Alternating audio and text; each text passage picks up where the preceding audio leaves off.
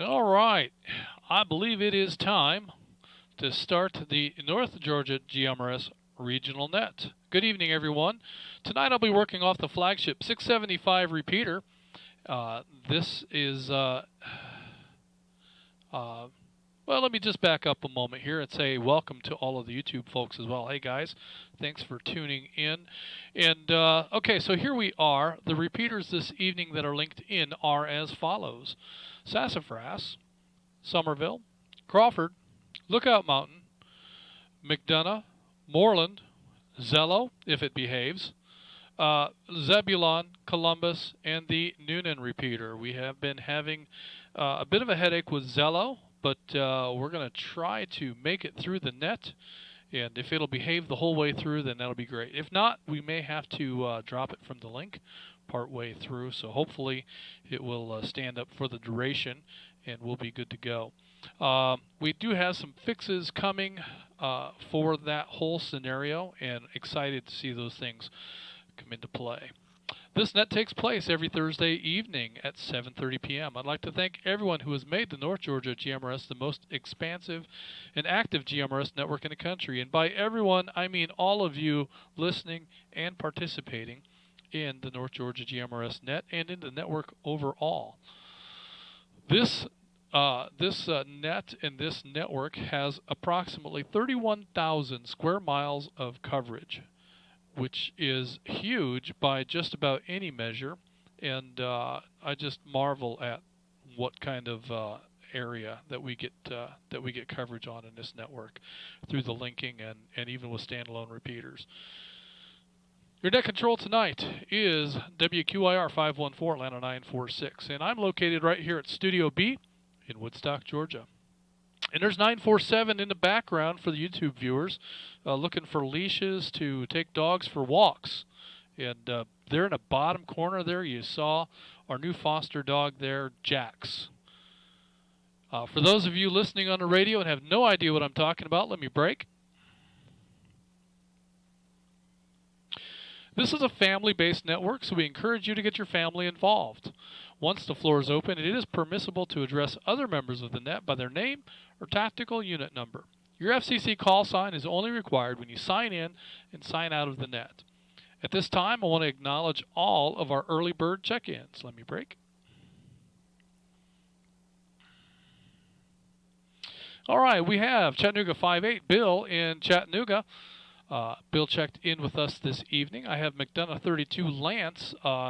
Lance, I believe, is in McDonough. I didn't look that up, but I've got him in log as in and out. I have Atlanta 560 McCoy in Cedartown. McCoy is in tonight. I have Atlanta 402 Todd incoming, in and out. I have Atlanta 285 CV Smith in Murrayville, in tonight. Atlanta 286 Lynn, also in Murrayville, in tonight. I have Atlanta 287 Trey in Murrayville, in and out. We have McDonough 22 Tim, who is in tonight in Stockbridge. Let me break. We have Atlanta 671 John in Ball Ground in with us this evening. We have Atlanta 403 supervising the Zello service and the live stream, and he will let me know by back channels if there are hiccups in either one. Thank you, Bobby, for helping out with that. He's in and out with us tonight. Atlanta 780 Houston in Powder Springs is in tonight. Atlanta 28 Alfred in Griffin is in and out. Thank you for checking in. We have Atlanta 206 Terrence in Kennesaw, also in and out. We have Atlanta 245 David in Dahlonega checking in tonight. Atlanta 721 David in Southwest Paulding checking in tonight. Atlanta 434 Ron in North Cumming in and out. And we have Atlanta 435 Marcia also incoming, in and out. We have Atlanta 313 Jason in Rome in with us this evening. We have Atlanta 122 Maureen in Adairsville checking in and out. We have Atlanta 948 Gary in Woodstock checking in and out. We have Atlanta 344 Damon in Murrayville checking in and out. We have Atlanta 756 Russell in Marietta, also in and out. All these folks, I'm getting a little bit of a complex because nobody seems to want to talk to me. We have Noonan 90 Mark in Noonan. He doesn't want to talk to me either, but thank you for checking in anyway.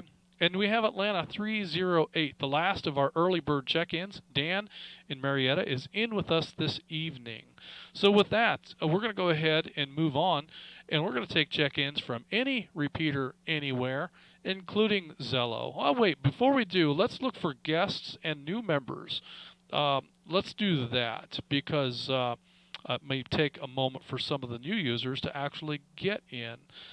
So let's do that. We're going to take check-ins for first-time check-ins, new users, and guests. This is anyone with a GMRS license who is not a member but would like to check in, or any first-time users, visitors, or guests. Please call Net Control now.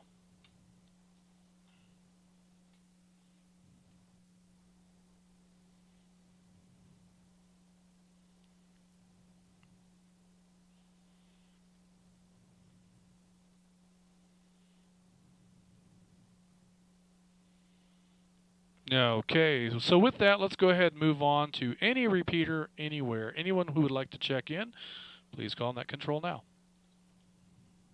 This is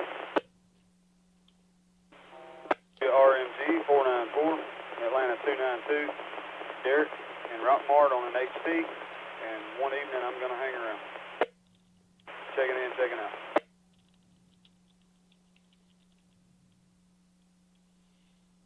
This is Atlanta 244 out of Ball Ground, Georgia, off of Tustin Brad, WREB 246.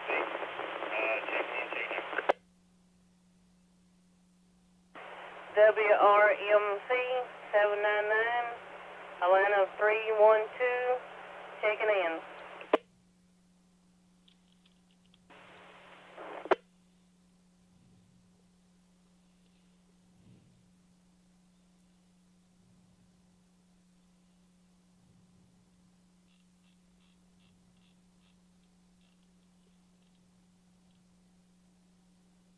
This is Chattanooga95 the RNL95, checking in and out.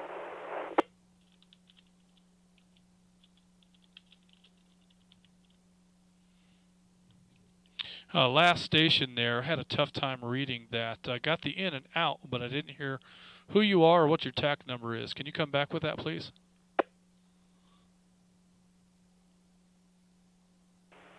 This is Chattanooga 100 RNL965, Bob.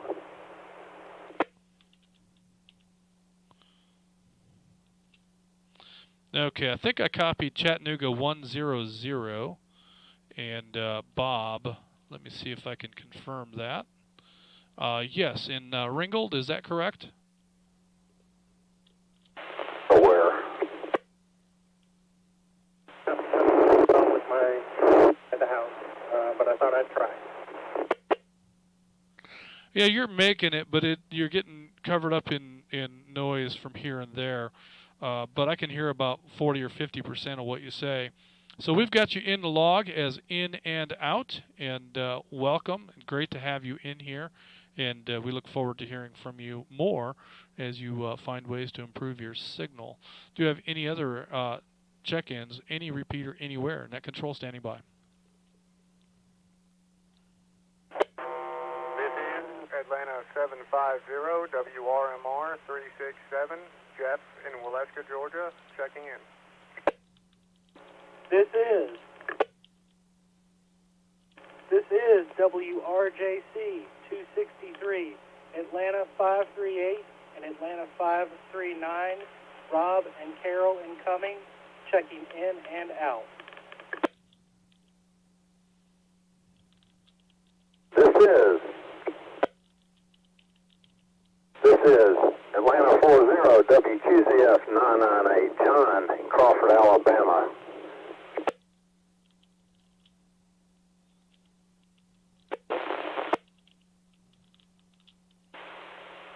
This is WRAB 210, Atlanta 442, Craig and Ackworth checking in.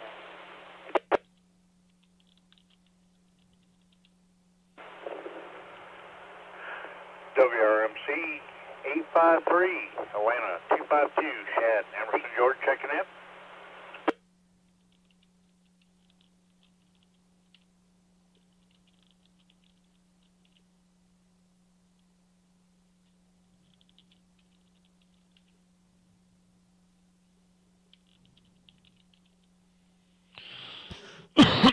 Oh, I forgot about my mute switch. Sorry about that, YouTube. Okay, so, and I should have given you guys the log to look at. We've already got the silly thing filled up. Give me one moment here. Okay, that was a fantastic run on check-ins. It looks like we have Atlanta 292, Derek in Rockmart, checking in on an HT, sounding fantastic. You found the right spot there, Derek, and understand one of these days you'll be able to check in. But hey, as long as you're on duty and you're able to listen, that's fantastic. Glad to have you in here. I have Atlanta 244, Billy in Ball Ground. Great to have you in here, Billy. Got you in and out. Atlanta 312, Stacy in Emerson. Sorry I didn't have a chance to chat with you at length today, Stacy, but I think we got the important part of our communications covered, and I think we're on the right track there, so that's good stuff.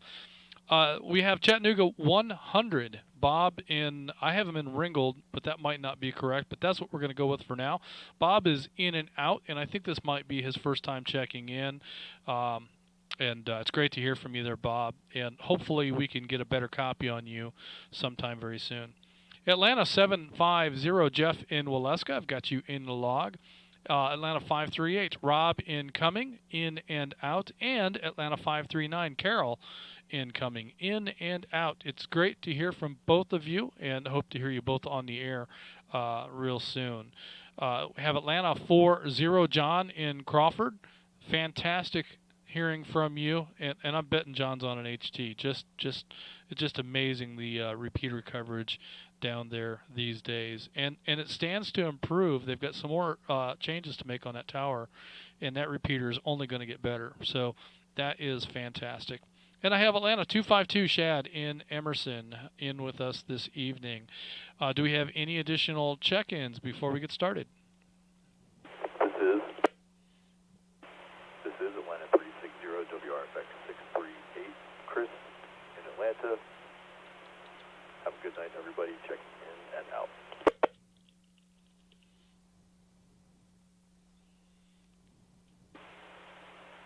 WRJB 975, Atlanta 684, Aaron in Jonesboro, checking in on Billy.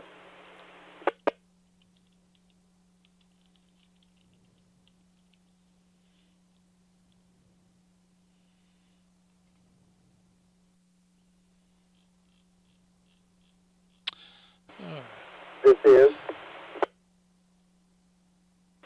WRMS 528, Chattanooga 095 Mike from Chattanooga, going through the Lookout Mountain repeater. My first time reporting to the net, and been checking in and out. I might jump back in later if I can, but I'm not sure.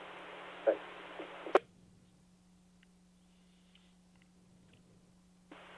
Net control, this is Atlanta 442, WRAH 210. I tried to check in just a minute ago and stepped out and heard you talking. I don't know if you heard me or confirmed that you have me in the log as checked in, so just add me to the foray. All right, Atlanta 442. I think I don't know if I acknowledged your check-in or not. I may have skipped past you for some reason, but I do indeed have you in the log, and got you in there ahead of Shad. Atlanta 360, Chris in Atlanta. I've got you in the log as in and out. Atlanta 684, Aaron in Jonesboro. Did you say you were in and out, or are you going to stick in with us? I'm going to stick in.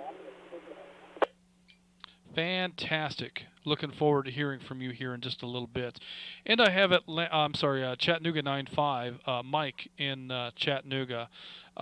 Great to hear from you. I understand it's your first time, Mike, and I'm going to show you in a log is in and out. But if you're listening in and you have a question or a comment that you'd like to make, you're welcome to chime in at any point along the way. So with that, I'm going to call one more time for any additional check-ins, and then we're going to kick this thing into gear.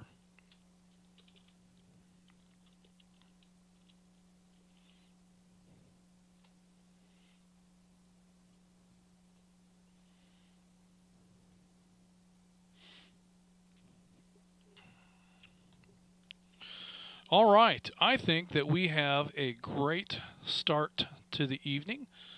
And so one of the things that I wanted to comment on was that we have seen just really phenomenal growth. And it's one of those things that because this is a great network, it brings great people. And because it brings great people, it's a great network. And because it's a great network, it brings great people. And this thing is just going, on and on. And I just can't get over the fact that this is a community of fantastic, helpful, friendly, good neighbor, people I'd like to have living next door to me people. And I just am blown away by the quality of individuals that we've attracted to this network and this radio community. It's amazing to me. And thank all of you for your contribution to that. It's not something that I can do or that Gary can do. This is something that has happened as a result of all of you. And for that, I owe you all my gratitude and thanks for creating an environment that is family friendly, that is welcoming to spouses and children. And that's an environment that we've hoped to foster because we want very much for this to be a radio platform that we can be proud to share with our family and that sort of thing. So let me break here real quick. So hats off to all of you that have contributed to that. And the other thing I wanted to acknowledge is I've been told that we've taken in 23 new members in July. That is just phenomenal to me. That is huge. And there again, we are growing. I think at this point it's kind of taken on its own momentum, and our growth is because of our growth. We have so many great people that are finding out about us, and they're telling people that they know. And Gary seems to think that the postcards I send have something to do with that, but I think there's more to it than that. And I think that people hear us and they hear about us, and they hear, and that happens because of a lot of you. And so, again, hats off to this GMRS community and all of you listeners and all of you who participate in making that happen. Bringing your friends and family into the foray and participating is fantastic stuff. So with that, I've got a number of things that kind of want to bounce around tonight. So I'm going to mix it in along with questions and comments that come along. So if you have questions about things with regard to the network, or what do I need to know to be a new user, what is a kerchunk, if you have questions, feel free to throw those out there. I wish that I could monitor the chat on YouTube, but I really can't do that. If anybody throws any questions or comments out there on the YouTube chat, I'm not really in a position to be able to answer those. Sometimes I can answer them after the fact, but that doesn't always work real well. So come on the air and ask your questions right here. That's the best way, and that's kind of what radio's all about anyway. So with that, I'm going to go ahead and jump all the way back to our very first check-in, and I'm going to check in with Chattanooga95 Bill in Chattanooga. And Bill, do you have any questions or comments or any new user information that you'd like to pass along?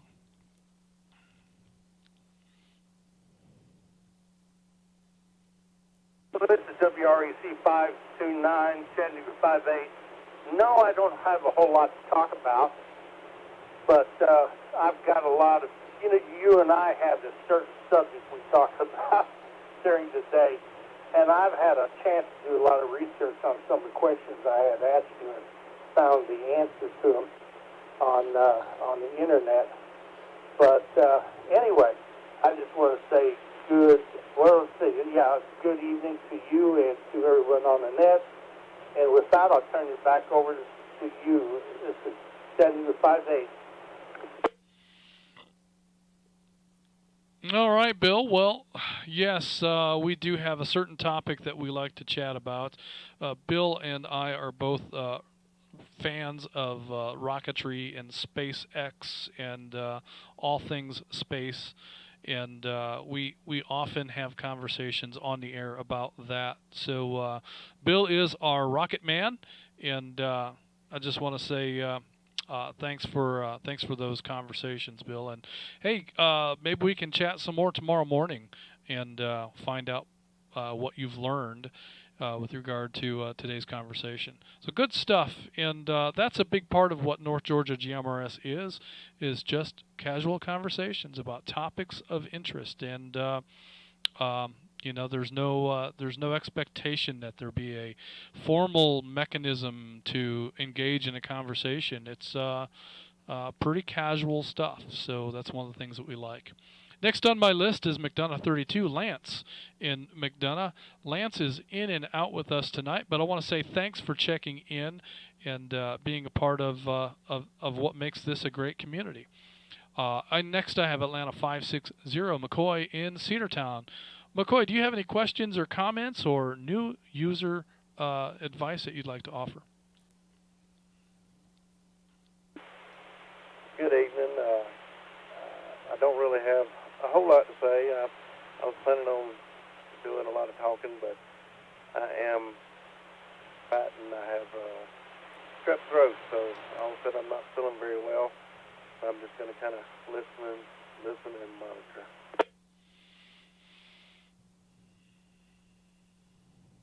All right. Well, listen and monitor away, and I hope that you feel better soon. Sore throat is tough stuff, and I can appreciate not wanting to come on the air. I think that if I came down with a sore throat on the day of a net, I would probably pass it off to whoever I could find. So, if your phone rings on a Thursday afternoon, well, who knows? But, the time may come when I'm unavailable for whatever reason, and I don't have anybody arranged to back up the net. And if that were to happen, if 7:30 p.m. comes around on a Thursday evening, and you don't hear me babbling about or any other net controllers, the plan is, and the conversation that we've had for that contingency is that all of you would just come on the air anyway, and just put your call out there and ask questions or make comments or just have a casual conversation or just tune in and listen in. And this can be done without somebody moderating. You just take turns and put your comments out there and, throw a call sign out from time to time to break back in and just have what we often refer to in the amateur radio side of things as a rag chew. And we've heard rag chews happen almost every evening on this network. And so we would just suggest that on Thursday night, all of you do that. I'm told that I'm dropping in and out, and I'm suspecting that it's because of this push-to-talk button that I'm not pressing on the center of it. And when I press on the edge of it, sometimes it seems like it does that. So I need to pay attention to that. All right, next on my list is Atlanta 402, Todd incoming. Todd is in and out with us, so thanks, Todd, for checking in. It's great to hear from you. And that brings me to Atlanta 285, CV Smith in Murrayville. CV, do you have any questions, comments, advice for new users? Justin, thank you for what you do, not only for Thursday night nets, but behind the scenes, which I'm sure a lot of people do not know about.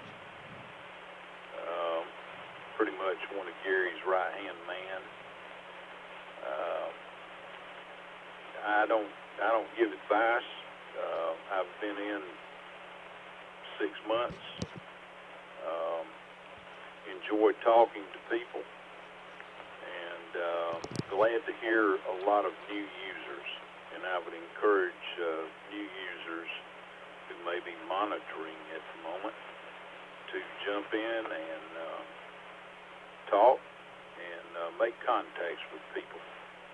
That's my only advice. Atlanta 285, WRKN 234, clear?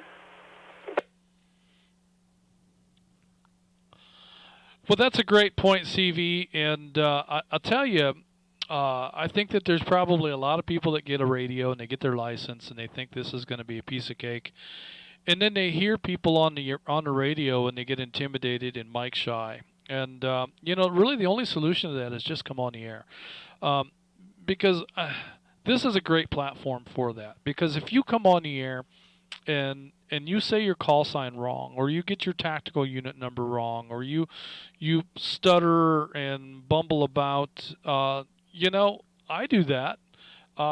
Just not that long ago, I gave my GMRS call sign over an amateur channel, and I think that we all do that. And I used to be really self-conscious about that sort of thing, but I've come to understand that, it's just words. We're just people. These are just conversations. And, there's a little more criticism, I think, that comes from saying things correctly or incorrectly on the amateur side of things. But quite honestly, no one has ever come back to me on GMRS or on the amateur bands and given me grief about having said something wrong. Sometimes the conversation is more along the lines of, ha ha, he, you goofed up. And, and it's a good-natured ha-ha. It's not that somebody is trying to make fun of me or belittle me. It's just that, I do that all the time, and now you've done it too. So be encouraged to come on the air and participate. We'd love to hear you on the air. That's what it's all about. So good advice, CV. With that, I'm going to move on to Atlanta 286, Lynn in Murrayville. Lynn, do you have any questions or comments, advice for the new users? Atlanta 285, relaying for 286. She has had to check out to tackle a problem, but just want to again say on her behalf that new users just need to step out there. People on the North Georgia GMRS network are very forgiving. So Atlanta 285, be clear. All right, CV. All right, we'll go ahead and acknowledge Lynn here as in and out, and we'll go ahead and move on to Atlanta 287, Trey in Murrayville. Trey is also in and out with us this evening, so thanks to Lynn and Trey for checking in tonight and being a part of tonight's program. It's great to have you on the air. Next I have McDonough22, Tim in Stockbridge. Tim, do you have any questions or comments or advice for new users? Good evening, Justin, and the rest of the net. And just want to reiterate what you're saying and what CP has said there about just jumping in the water. It's fine. You're going to love it. Don't look at this as some, like getting on stage. A lot of people have a stage fright, But this radio thing, I mean, it's all, you're pretty private. You're not in front of anybody. You're just talking over the airwaves. So I kind of look at it like talking to your neighbor over the backyard fence. Just think about you and that other person you're talking to, and don't worry about the other 10 or 15 or maybe 30 people that might be listening at any given time. But also, I think constantly needs to be reiterated with all the new people coming on board is the fact that the repeaters do not kick in the very instant you push the talk button. So for all the new people, and a reminder for anyone who may have forgotten, push that button and wait a couple of beats for the repeaters to kick in, and then begin speaking. If you don't do that, you may cut your first call sign off, either your FCC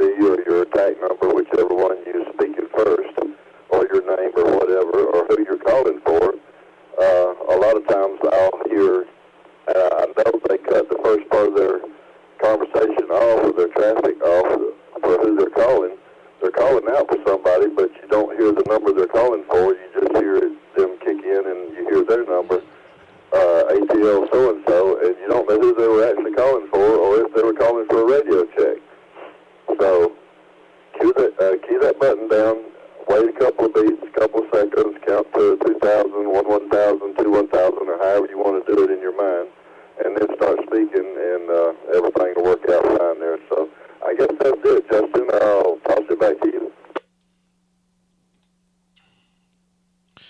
Well, that's a great point, Tim, and you're absolutely correct. And that's something that I think that, well, I know that I'm guilty of. And so many of us often forget that this is a large linked network. And when you hit that press to talk, a couple of things have to happen. The repeater that you're talking to has to receive your signal, and then it has to convey and repeat your signal to the linked network.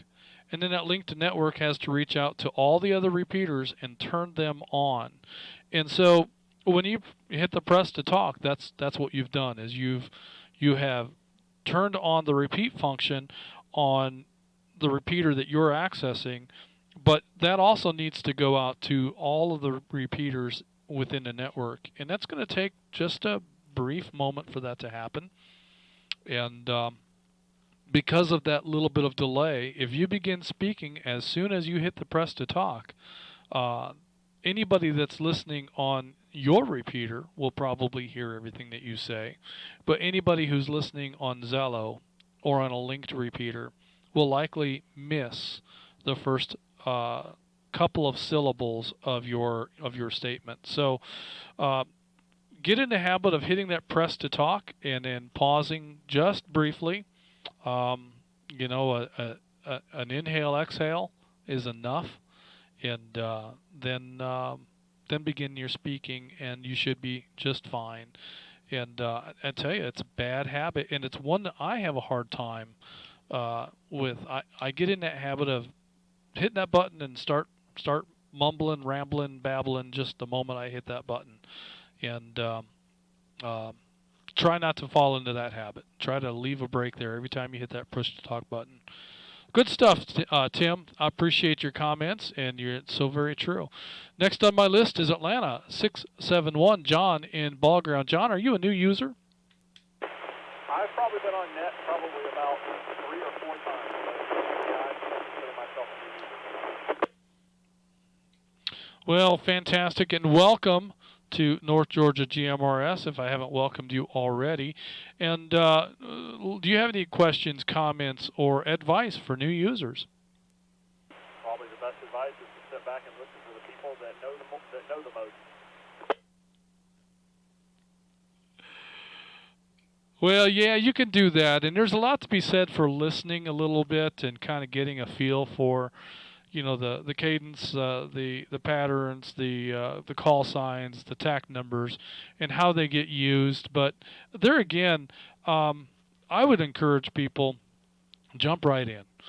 Jump right in. And, you know, it kind of doesn't matter if you say it wrong, because who's to say that I'm saying it right? Who's to say that what I do is the correct way? For instance, you'll hear me very often give my call sign when I first come on the air. Nobody else does that. Everybody else gives their call sign when they close the conversation, when they're getting ready to clear, or at intervals along the way if they've been on the air for a long time. But I think I'm probably the only one that gives my call sign at the beginning of a conversation. I think 947 does that as well. But my point is that that's not necessarily correct. That's my habit. But that doesn't necessarily mean that's what you have to do. So if you're going to listen to smart people and figure out what the right way to do it is, find people who are smarter than I am. John, if that's the way that you want to roll. But I'm glad to hear you on the air now, and looking forward to hearing more from you as we go. Next on my list is Atlanta 403. He hasn't dinged my phone yet, so he must still be broadcasting on the live stream. And Zello must be continuing to behave, so that's good stuff. But Atlanta 403 is in and out with us tonight, so I'm going to say thanks, Bobby, for helping out the way that you do. And that'll move me right along to Atlanta 780, Houston, in Powder Springs. Houston, how long before we're back in Austell?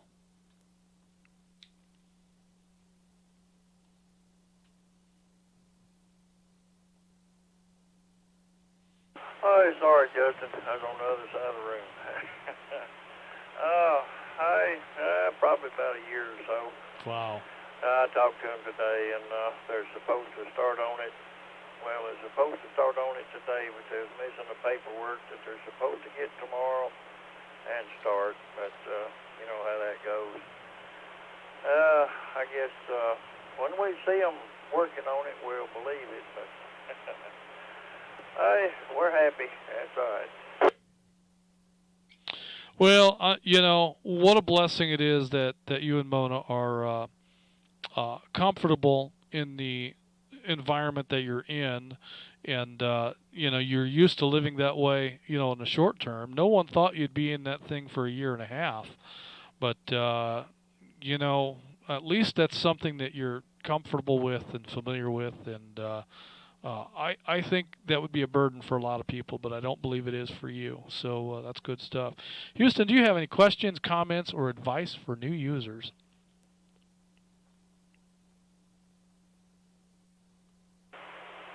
No, not really, Justin. I think y'all covered the majority of it. Just be courteous and, you know, take your time. Enjoy it. It's radio. Indeed, it is. I'll tell you another thing that comes to mind is when you're engaged in a QSO, and it's going back and forth, and this is a tough one for me as well. You know, this is like a confessional of bad habits day for me. When you're engaged in a conversation and you're going back and forth, as soon as the other person lets off of the key, I'm right there on mine. And so I don't leave a space in between for someone who is trying to break into the conversation, someone who maybe has an emergency, someone who maybe needs to make a quick comment about the topic at hand, or someone who needs to reach out to someone else for, you know, a quick, you know, just a quick conversation. So many times I'll hear somebody come in, and I just saw the repeater drop out, and I think that was me, as info for those who are keeping score. So many times I'll hear someone, you know, call out that, you know, hey, I'm on my way home. I know that 947 and I do that from time to time, and that's a conversation that can happen literally in 20 seconds. But if there's a 10-minute conversation going on, that can preclude that communication from being able to happen. So it's important, and so for those of you who are listening to me, don't do what I do, because I'm going to give you all the bad habits. It's important to leave a little bit of air in between your key so that if someone is trying to break in, they have that opportunity to. So, and I know it doesn't have anything to do with your comments, Houston. It's just something that came to mind while you were here. So with that, I'm going to go ahead and move on to Atlanta 28. Alfred in Griffin. Alfred is in and out with us this evening. And that brings me next to Atlanta 206. Terrence in Kennesaw, also in and out this evening. Thank you so much, gentlemen, for checking in tonight and being a part of this community. I appreciate that very much. And that will bring me to Atlanta 245, David in Dahlonega. David, do you have any questions, comments, advice for new users? Hello, everybody. Glad to be on the net tonight. Just got done eating some bacon, lettuce, and tomato sandwiches, and that was really good dinner. Comments and advice for new users: just take it one step at a time and be patient. And it's a world of knowledge out there. Can't learn it all in one day. I learned one day years ago. And reach out for help. If you need help, it's always there. I got a lot of good advice when I first started, and It got frustrating at times, and I didn't realize how much I didn't know. But just take it slow, and one day at a time would be my advice. Back to net.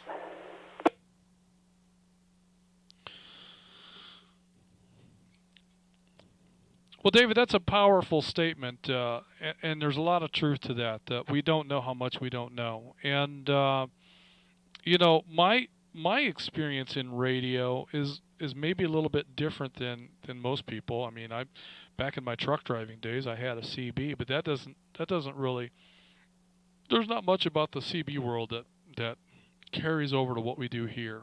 In fact, there's so much about the CB world we'd prefer not to carry over to what we do here. But you know, in my professional side of things, I deal with radios and troubleshoot radios, and so much of what we do there is very different than what we're doing here, and making our radios work in this group.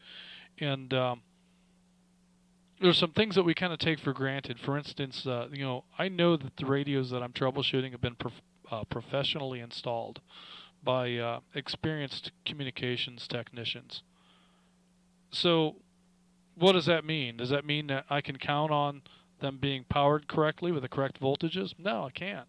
About 90% of the troubleshooting that we do, we find a voltage DC power problem with the radio in the commercial world.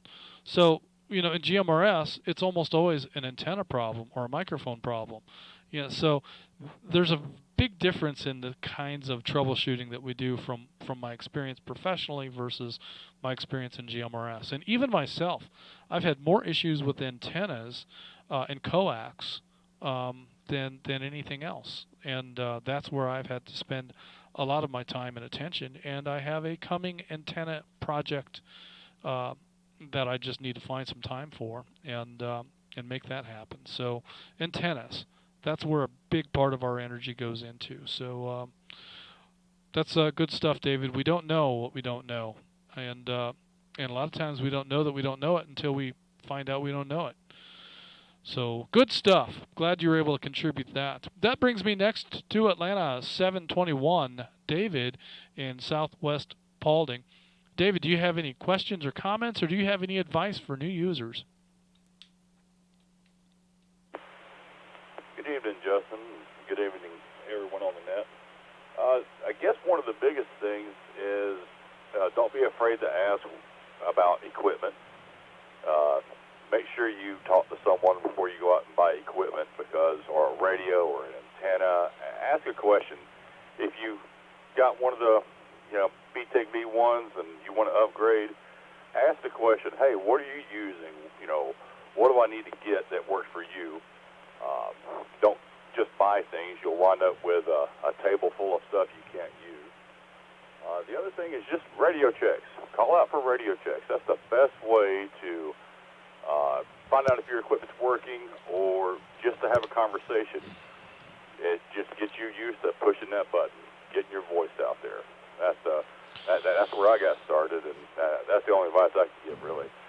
But yeah, watch out for buying equipment. You can get in trouble on that.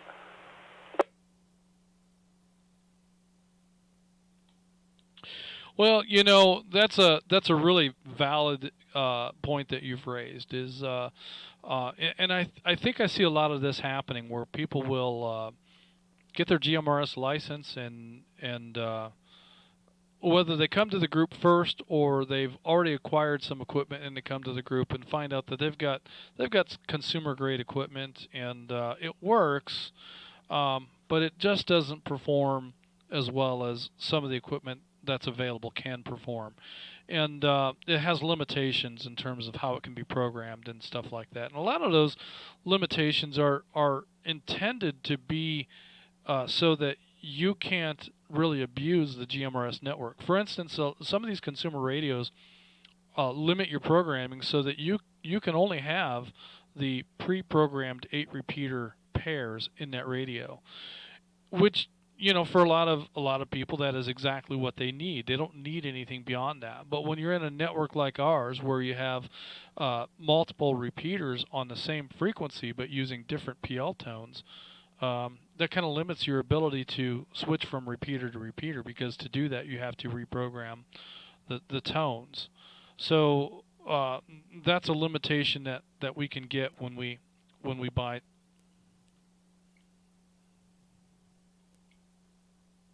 All right. Once again, that's my fat fingers on the push to talk button.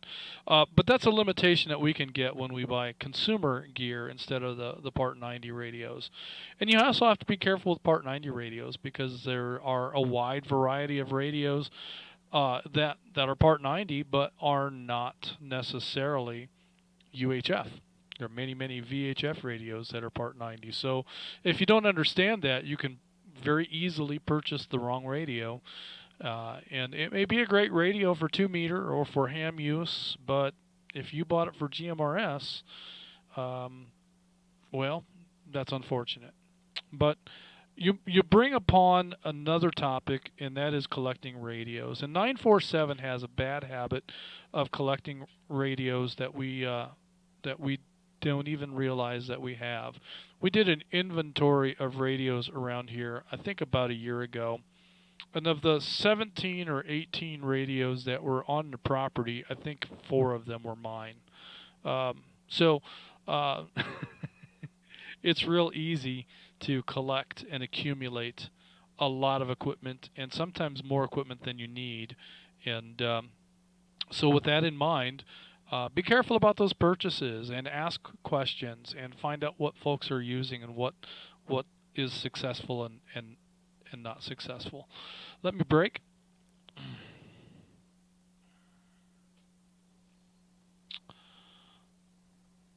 Okay. All right, David. Well, great advice. Thanks for those comments. I appreciate that.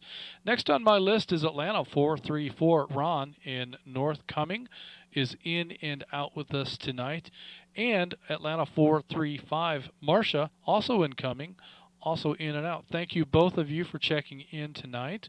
It's great to hear you on the air, and thanks for hanging out, making this community what it is.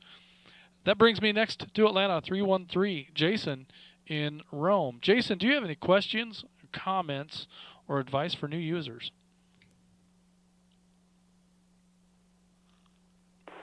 I can't really give advice for new users because I'm one myself, but I agree with the thing said. It's good to ask questions and to learn before you go to spend money, and then, you wind up with something you don't need. And the people I've talked to on this network have been great people. They don't mind answering your questions, and they don't mind to help you. And Justin, I'd like to thank you and each and everyone out there that's willing to help us newcomers.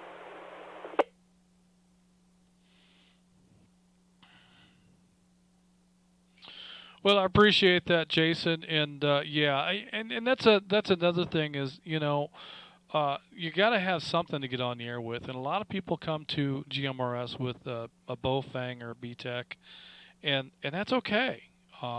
That's what I started off with, and I'll bet that's what the vast majority of users out here have started out with, and the BTEC is really for dollar is hard to beat. It's a great entry level radio. It's a great foot in the door, and a way to get on the air and get in there and ask those questions. Ask for the radio checks. Come on the air and ask, how do I sound? Ask if this radio is okay to use. And if people are telling you that it's hard to hear, or you sound bad, or what have you, because I know, Jason, you've struggled with this, find a better location to transmit from. Get up on a high part of your property, or your house, or a hill, or what have you. I know that Atlanta 261 has checked into the net many times in the rain at the end of his driveway, because that's where he can get to the repeater well. Rather than stay in the house and check in and sound hashy and staticky and hard to read, he has gone to the top of the hill at the end of his driveway, despite the scary dog across the street, and checked into the net from there many, many times. So sometimes, if you care about how you sound and you want to be copied well, you take those extra steps. So good stuff, Jason. You're doing a lot better these days than when I first heard you on the air. Next, I have Atlanta 122 Maureen in Adairsville. Maureen is in and out tonight, but thank you for checking in, and I'm looking forward to meeting you on Saturday. And that brings me next to Atlanta 948, Gary in Woodstock, also in and out. Gary is my neighbor, and I hope to bring him along on Saturday, so we'll see how that goes. Next on my list is Atlanta 344, Damon in Murrayville. Damon is in and out tonight, but thanks, Damon, for checking in. It's great to hear from you. I also have Atlanta 756, Russell in Marietta. I believe this is his first check-in. At least I don't recall hearing him on the air before. So, Russell, welcome, and thank you for checking in and out. It's great to hear from you. And I have Noonan 90, Mark in Noonan, checking in and out. So thank you, Mark. Appreciate you coming on and listening in tonight. This brings me to Atlanta 312, Stacy in Emerson. Stacy, it's great to hear you on the air. Do you have any comments or questions or advice for new users? Not really, other than just be yourself.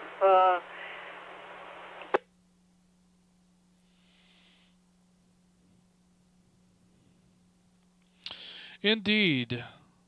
Indeed. Be yourself, and, there's nobody else worth being. And, yeah.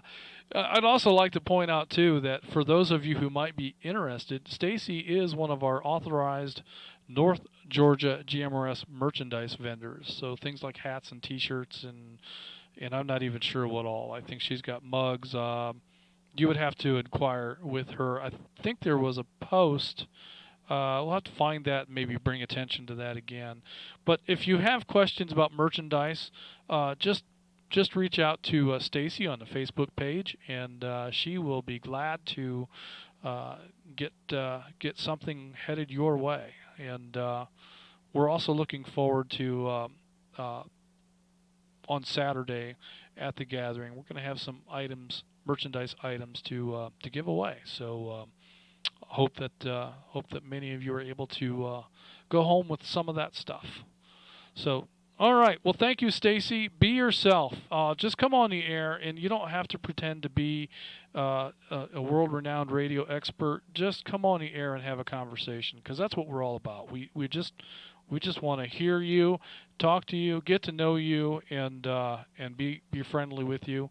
And if we get the occasion, we get the opportunity, we'd like to hang out with you at a park someplace, at a restaurant, at a venue, at an event. We may be having a fox hunt this fall. So stay tuned. We'll see if we can get something like that put together. And for those of you who don't know what a fox hunt is, we'll talk a little bit more about that here in a bit. Next on my list is Chattanooga 10, Bob. I have him in Ringgold, but I'm not entirely sure that's correct. Thank you, Bob, for checking in and out tonight. Glad to have you in here. And that brings me next to Atlanta 750, Jeff in Waleska. Jeff, do you have any questions or comments or any advice for new users?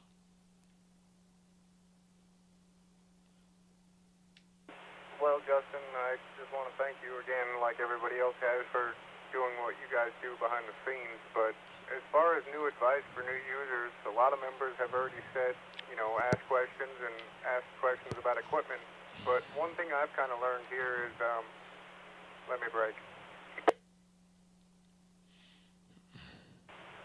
One thing I've learned with asking questions is it's helpful if you acknowledge your location. Some people may be dealing with similar troubles in similar locations, but others may not have those same troubles based on location. So that's just what I've found with some of my troubles, especially here at the base, is, dealing with problems that other people don't have based on my location.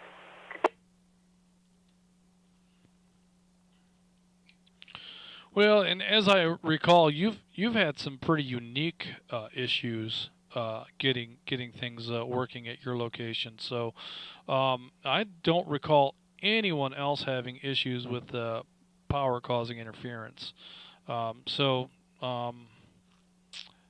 it's something I've heard of before, but coming up with a solution for that was a little bit challenging. So, yeah, location is definitely worth bringing up, because I mean, if your location is on a fringe coverage area, then you might have to do more to get on the air than somebody who is very near a repeater would have to do.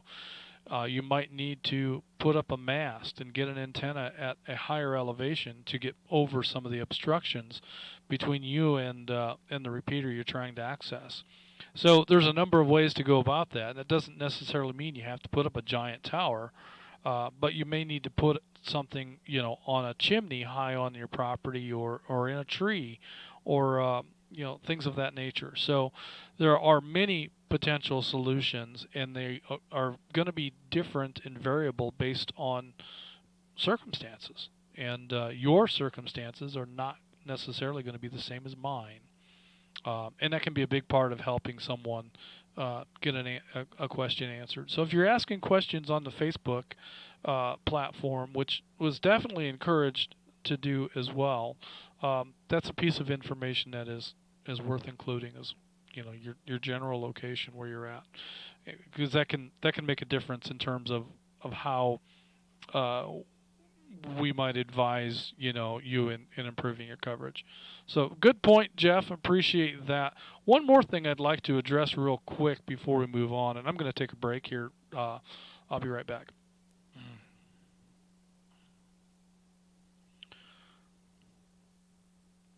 One more thing I'd like to address before we move on is the kerchunk.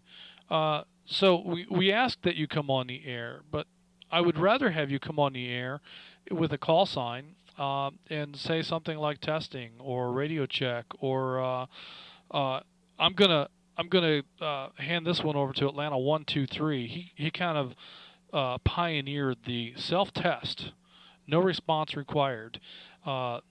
Tim would come on the air and do a radio check, and rather than ask someone to come back and tell him how he sounded, he would go back and listen to himself on Zello and make a radio check himself, and that gave him a lot more information than he would have if I responded. And every time he asked for a radio check, I'd come back and say, you sound fine, Tim. Go on with your radio check. Well, he can listen to himself, and he can determine whether or not he sounded fine into the repeater, or if he was noisy, or if he was marginal, or or what. And so Tim was just driving around to different areas, sometimes on his motorcycle, just to get an idea of what his coverage would be in different locations. And he did a lot of that, and he did a lot of self-testing. So if you don't necessarily want a response from someone, you can say that you're doing a self-test. Sometimes folks will respond anyway, just because they're looking for somebody to talk to on the air, and they heard you come on, and so they figure they can engage you. And, that's what it's all about. It's all about having a conversation. So rather than kerchunk your radio, and what I mean by that is hitting the press to talk and then releasing it to see if you can hear a report back from the repeater, please don't do that. Please come on the air and give your tactical unit number. The kerchunk's pretty much ineffective because most of the repeaters have no tail squelch, and you won't hear them report back. And it's particularly annoying for those of us who are listening all day long to hear that radio coming in and out without any traffic. So please don't do the kerchunk. Please just come on the air with your call sign. Next on my list is, where am I here? I just talked with Jeff. So that's going to make Atlanta 538. Rob incoming is our next contestant. Rob is in and out this evening. Thank you, Rob, for checking in with us. It's great to have you as part of the community. And that brings me also to Atlanta 539, Carol, also incoming, also in and out. So thank you, Rob and Carol, for checking in tonight and being a part of this group. That's going to bring me next to Atlanta 40, John in Crawford. John, do you have any questions or comments or advice for new users? Thanks, Justin. I do want to bring up the fact, hang on, I've got another handheld here that I've got turned on. I need to turn it off. Hang on just a second. Okay, I'm back. A couple of things that I want to bring up is that, and I'm guilty of this myself, is when I grab my handheld, I have a holster for my handheld. When I go to put it back in the holster, I often grab it hard, and I end up chunking mistakenly. Mm-hmm. Plenty of times.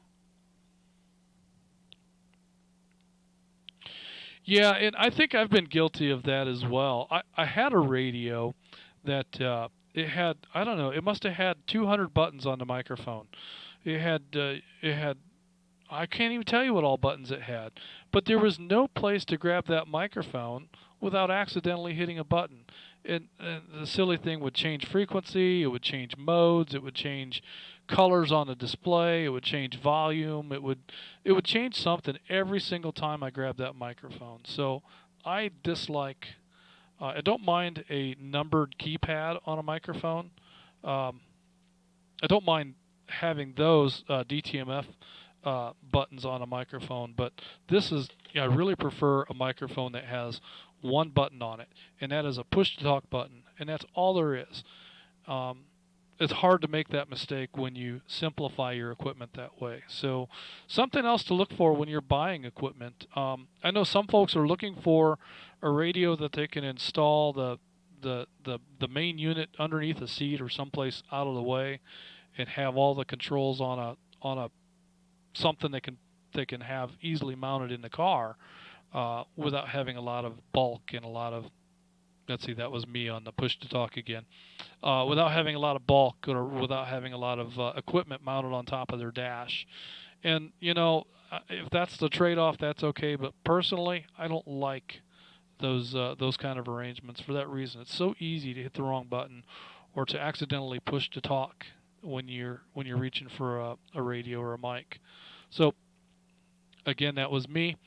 So good stuff, John. That's a great comment. And you know, there too, though, when you could chunk like that and then immediately follow it up with an ID or a call out to someone, that's not nearly so bothersome as just the kerchunk, kerchunk, kerchunk, kerchunk that goes on throughout the day when people are just trying to see if their radio is working. Better to ask than to just hit that button and wonder. So please, when you're checking your radio, just throw a call sign out there, and there's so many people monitoring these days that someone's bound to get back to you. So thank you for that, John. I appreciate that, and sure enjoy all the photos that we've seen of the wildlife out there at your new place. And you're sounding fantastic from Crawford on the HT. So good stuff. Next on my list is Atlanta 442, Craig in Ackworth. Craig, do you have any questions, comments, advice for new users? Hey, Justin. Good evening to you. Good evening to everybody else out there. Man, there's been some really good advice. I guess the only thing I would add to it is, I think it's been said too, is to do whatever you can to improve your station into the repeater, whether it's, you know, finding that sweet spot on your property where you can get in with your HT, or maybe even experimenting with some different antenna setups. But I'd also recommend trying to, you know, set up a base station at your house. I really like having a base here at my shop. When I'm out here working, I can monitor, jump in when I can. And, you know, I know you know all about the TK880s. I have 2 of them. That's what I'm talking on now. And they can be had pretty inexpensive. And I'm just running a $25 J-pole up in my attic. And so you can have a pretty decent base setup, you know, for a pretty cheap amount. And also is reaching out to people who know things about, you know, some of those surplus commercial grade radios. I'll just throw it out. I've been kind of become adept at programming those Kenwoods, and I'm up in northwest Cobb County. I'd be happy to help anybody out, you know, with programming that sort of stuff. And aside from that, really can't can't think of anything else. Let me break real quick. Another good tidbit is when you're making a call out when you're new, if you're really not sure what to talk about, just, kind of ask, what kind of hobbies other people are into, Hey, I like to barbecue and ride motorcycles, what are you into? And I think you'll find that there's a lot of us that have, similar hobbies and interests. So that's always a good conversation starter. And aside from that, I went and scoped out the day use area number 1 that we're going to have our get together on Saturday. It looks like a pretty good location. With that, I'll turn it back to net control. Oh yeah, and that's a great point. Do what you can to improve your station, and do what you can to get a base station set up at your home. And it doesn't have to cost a fortune. And you can nickel and dime your way into it by starting off with 25-watt radios. And I'll tell you, the 880 is just a fantastic radio. And if you can get your hands on an 880H, that is all the more better. It has enough capability for GMRS in terms of being able to program multiple repeaters into it and being able to perform well as a base radio. Now the radio that we're using tonight for net control is a TK 8130, and this is a 45-watt radio, and it is it's a very, very capable radio. It has a lot of features, a lot more than you really need for GMRS. But the big reason we use this radio is for stability. We can turn the power down a little bit on it and still be able to hit the repeater reliably and effectively. And with the timeout timer disabled on this radio, I can transmit continuously for long periods of time, and it will take it. There is an active cooling fan that runs to help it along, but it does a great job as a net control radio. So I love my Kenwood radios, and that's the other thing that folks should know is that just because you don't have the capability, software, or know-how to program these radios, don't be afraid of them, because once it's programmed, you don't really need to mess with it beyond that. You can get these radios programmed and installed and not touch them again. So, and if you do need to reprogram the radio, there's often people out here who will gladly come and help you make whatever changes to the program that you need. For instance, Sassafras is now flagship. So if your radio still displays Sassafras like mine does, and you need to have someone come over and reprogram that so it displays properly, there's plenty of people out here who will do that. Also, just like the Pine Log, the Blue Ridge machine uses the same frequency and PL as the old Pine Log machine used. So for those of us who still have a radio that has Pine Log programmed into it instead of Blue Ridge, there are folks out here who would gladly come over and help you make those corrections, whether it's a Kenwood, whether it's a Motorola, whatever your radio might be. It's not a big deal to get them reprogrammed. So bear that in mind, and don't be afraid of that when it comes time to buying a commercial surplus radio. Next on my list is Atlanta252, Shad in Emerson. Shad, do you have any questions, comments, or advice for new users?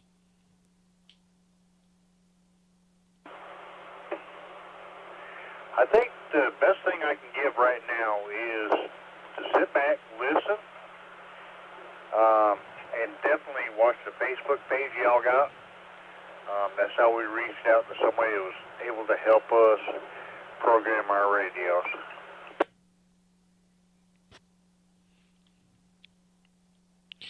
Yeah, the Facebook page is a great resource, especially when it comes to programming. McDonough22, Tim has been a fantastic resource for anybody with a BTEC or Bofang or even some of the the knockoffs or variations of those radios, and being able to offer tips to very easily make program changes on those radios from the front panel. He can break it down to you into just a few steps. You just hit this key and that key twice, and this one over here, and then that one, and then you're done. So he has broken it down into very simple steps to follow to do programming on those radios from the keypad on the front of them. And that's a huge help to a lot of people, because a lot of us are starting out with those radios. And so that's a great resource right here within the community. I can't tell you how many times I've seen Tim jump in and help someone out with that issue right there. And so that's good stuff. And Tim's not the only one, but I think he's probably quickest on the draw when it comes to publishing that information for folks. And the other thing is, the question's been asked 100 times. It's been asked 100 times. I don't care. Ask it again. We're going to do the best we can to answer it every single time. This group has never once berated anyone for asking a question. I don't have to go through and moderate our Facebook page. Well, we have one guy. We have one guy that I've had to take some of his stuff down or not approve his posts, but one guy out of hundreds. And so here we are with a community that, you're brand new here and you've asked a question. This is a brand new question for you. You don't know the answer to it. That's why you're asking. We've heard the question 100 times, but we don't mind. We don't mind, and we want you to ask, and we will answer your question without giving you a hard time about it, without suggesting that you should have known better. And I don't have to moderate the page to make that happen. These people are naturally helpful, cooperative, genuine, good people on our Facebook page and on the air. And I couldn't be more proud of the fact that we have this community that supports one another to the depth and degree that they do. Fantastic stuff. So, yes, ask your questions. Ask them here on the air. Ask them on the Facebook page. And don't be afraid to ask a question if you think it's a silly question, because we have great people here, and we want you to figure out your radio and get on the air. That's what we want most of all.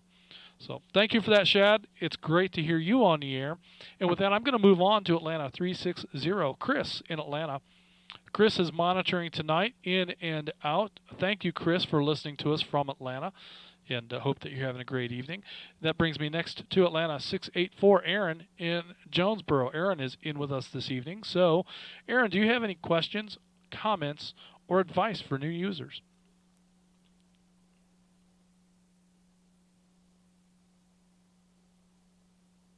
Aaron is a Zello user, so we may have to wait just a moment.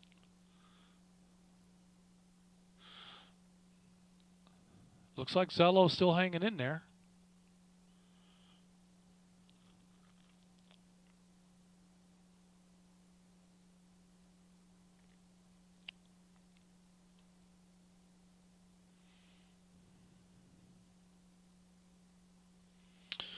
Net Control, this is Atlanta 420 to log in from Roswell.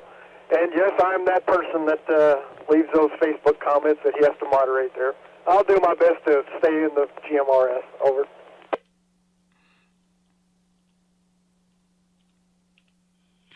All right, William, I've got you in the log. Still looking for comments from Atlanta 684, Aaron in Jonesboro. I've got you in here, Aaron. I know sometimes Zello can be a bit of a challenge, so I wanted to make a nice big break for you to come back. And so I'm going to step aside one more time and see if we can hear from Atlanta 684, Aaron in Jonesboro.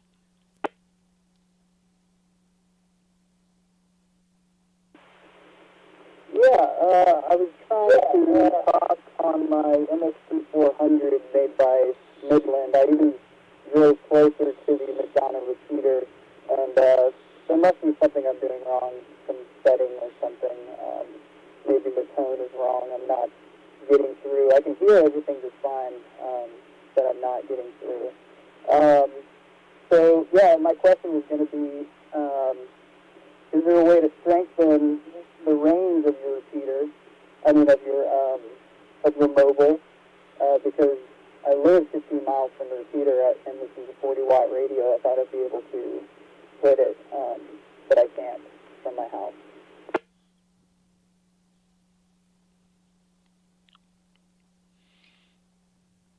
Well, Aaron, there's a number of approaches that you might take, and 40 watts is a respectable amount of power. So I wouldn't suggest that you need any more power. I would suggest that we need to take a look at improving your antenna in some way. So if it's a mobile installation, then you're a little bit limited in what improvements you can make to the antenna, because it's not really practical to put a Yagi on a mobile. You really do need to use an Omni antenna in a mobile application, but there are gain antennas that might make the difference for mobile applications. But if you can take that same radio and put a power supply on it and install it on a desk in your house and run some high quality coax up to an antenna at an elevation, either hanging from a tree or attached to a chimney or something of that nature at the house, and get some elevation. Sometimes that's the difference maker. And like Shad was talking about, or was it Craig? Craig was talking about install a base. And that's what I'm referring to, is take that radio out of the mobile and set it up at home with a power supply and a high gain, high performance land-based antenna. And that might be the difference maker in terms of getting you across. But before you go and do all of that, do a little research online. See if you can find any elevation obstructions between your location and the repeater. There are some resources online. I saw someone post a link just this last week about finding things that between you and another location that may obstruct your line of sight path for a good signal. So, like I said, do a little research, see if you can find those websites, those links on our Facebook page, or just search for them yourself. And what you really need to get a good signal across is, like I say, you need a line of sight path. You need to not have mountains or buildings or significant foliage between you and the repeater. This is the same scenario that we have on the railroad with data radio. So many times in the spring when the trees begin to bring leaves out again, we'll have signal fading at several of our locations that had been marginal all winter long, and then the leaves come out and all of a sudden they're dropping off the air. So that can be enough. Just the foliage in the trees can be enough to spoil your ability to get there. So sometimes just getting some additional elevation can make that difference. So those are places to start, Aaron, but I would suggest there too, as we've talked about tonight, make some posts on the Facebook page, and we'll see if we can get some folks to do some of that research and provide better details and better information as we go. So good stuff, Aaron, and it's great to hear you. Thanks for making that drive to get to that location. And I'm sure, as you suggested, it's just a matter of the correct tone. I do know that the McDonough repeater uses a little different tone than the rest. So there again, I think probably McDonough22 will help you sort that out if you make a post on Facebook for that. I think you said it was an MXT 400. I think I've seen him provide support for that radio as well. If not Tim, then someone surely will come on here and help you get that thing programmed correctly. Next on my list is Chattanooga95 Mike in Chattanooga. Thank you, Mike, for checking in and out with us this evening. It's great to hear you on the air. And that brings me next to Atlanta26 Flip in the beautiful Druid Hills. Flip, do you have any questions, comments, or advice for new users? Well, hey, good evening, everybody. And Justin, I don't consider myself an old user. I consider myself a pretty new user. I've only had my license about a year and a half, but I really enjoy it. And one thing I always like to mention to people is just to consider the fact that we are using analog. And so when there is other activity on the network, to make sure to key up, say this is, and then unkey for a second or two to make sure you're not talking at the same time with somebody else. So that's something I think is always good. One thing I wanted to mention also to the network is that I don't know if anybody is going over to the Hamfest in Huntsville on the 21st of this month, 21st and 22nd, Saturday, Sunday. Our own Noonan 25 and 26, I was just looking through the schedule of speakers and stuff, and 25 and 26 are speaking Saturday morning at 10 o'clock, that's 10 o'clock Central in Alabama, on the fox hunt stuff, so that'll be pretty cool. Hopefully I'll get over there, get up early enough and get over there for that. But yeah, back to you, Net Control. Thank you for the time, and hope everybody's doing well. Well, that's great stuff. I have commitments on those dates, so I don't believe I will be able to attend. However, I wish that I could, because I'd very much enjoy visiting with Noonan 25 and 26 again. And Flip, while we've got you here, why don't you tell us a little bit about what is a fox hunt? Because I'm sure we have a handful of folks here that have no idea what that term refers to. Well, actually, I've never participated in one, but I've read about them a lot, and I've seen Joe talk about it. But essentially, they put out very small transmitter somewhere, like under a stump or something, in the woods, and you assemble in teams, and you have handheld Yagis with monitors of reception, I guess, and the idea is to sort of triangulate in on the transmitter, and I guess the fastest person to do that is the winner, or maybe something similar to that. So I look forward to doing it sometime myself, but yeah, that's what I know about it anyway. Back to you. Well, that is a very, very good description of what a fox hunt is, and basically it's an exercise to find a rogue transmitter, and very oftentimes it's done in VHF, which is 2-meter radio, and is outside of our permissible use as GMRS licensees. However, to engage in a fox hunt, you only need to listen. You don't need to transmit. A licensed amateur will install and deploy the foxes, so that's covered. So we can participate, and you know, a great radio to use for a fox hunt are these little Bofang or BTEC handheld radios, because they'll tune those frequencies, and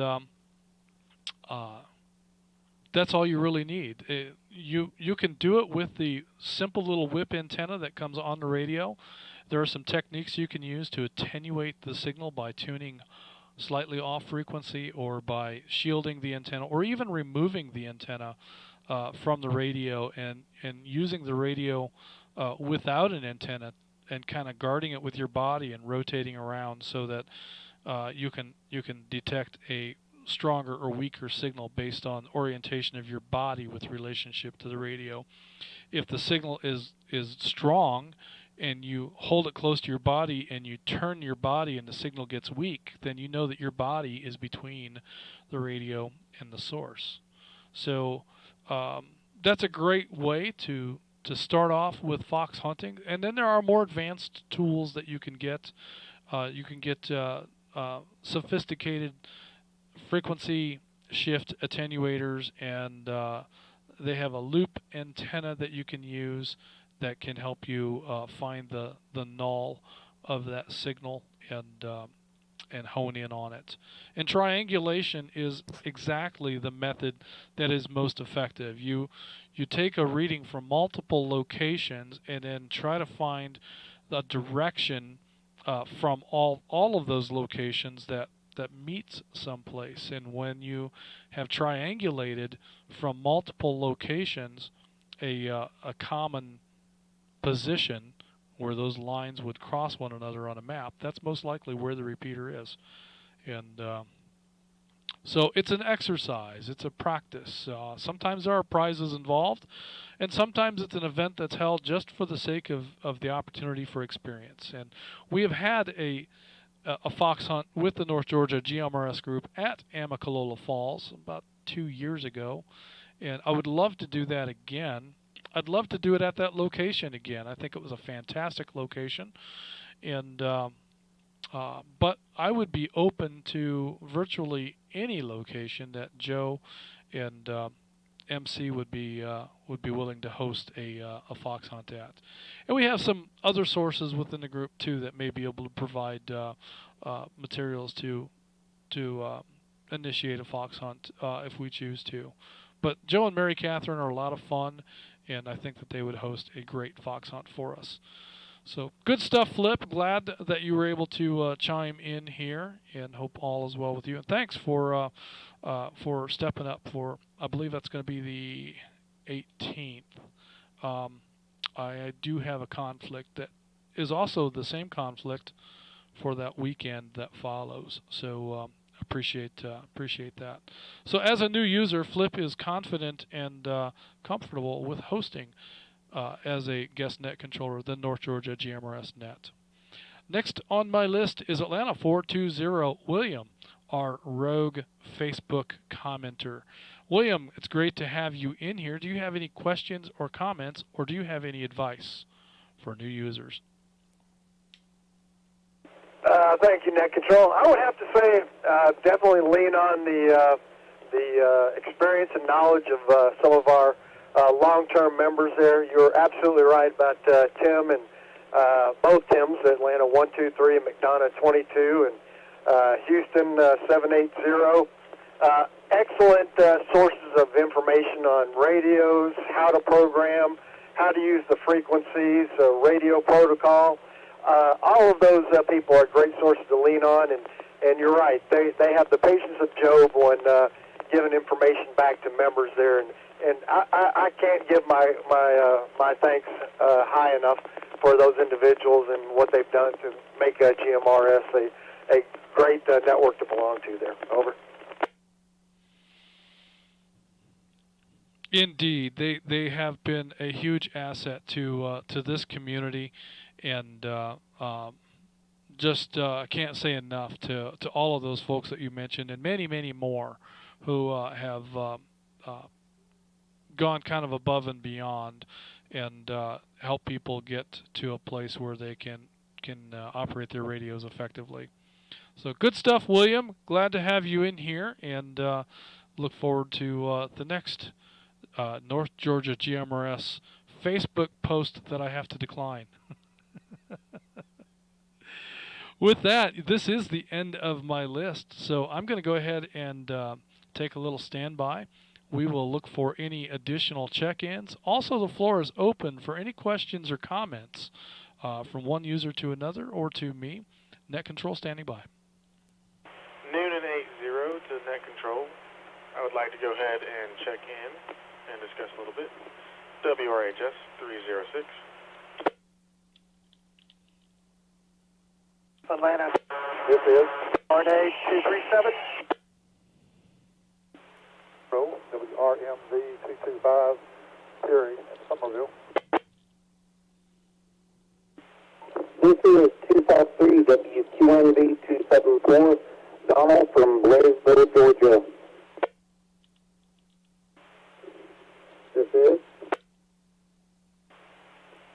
This is Atlanta 60 WQYU 407, Gary and Noonan.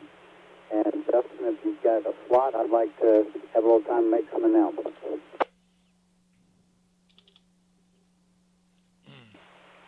WKR W3, ATL 102, Mike from Woodstock, checking in and checking out.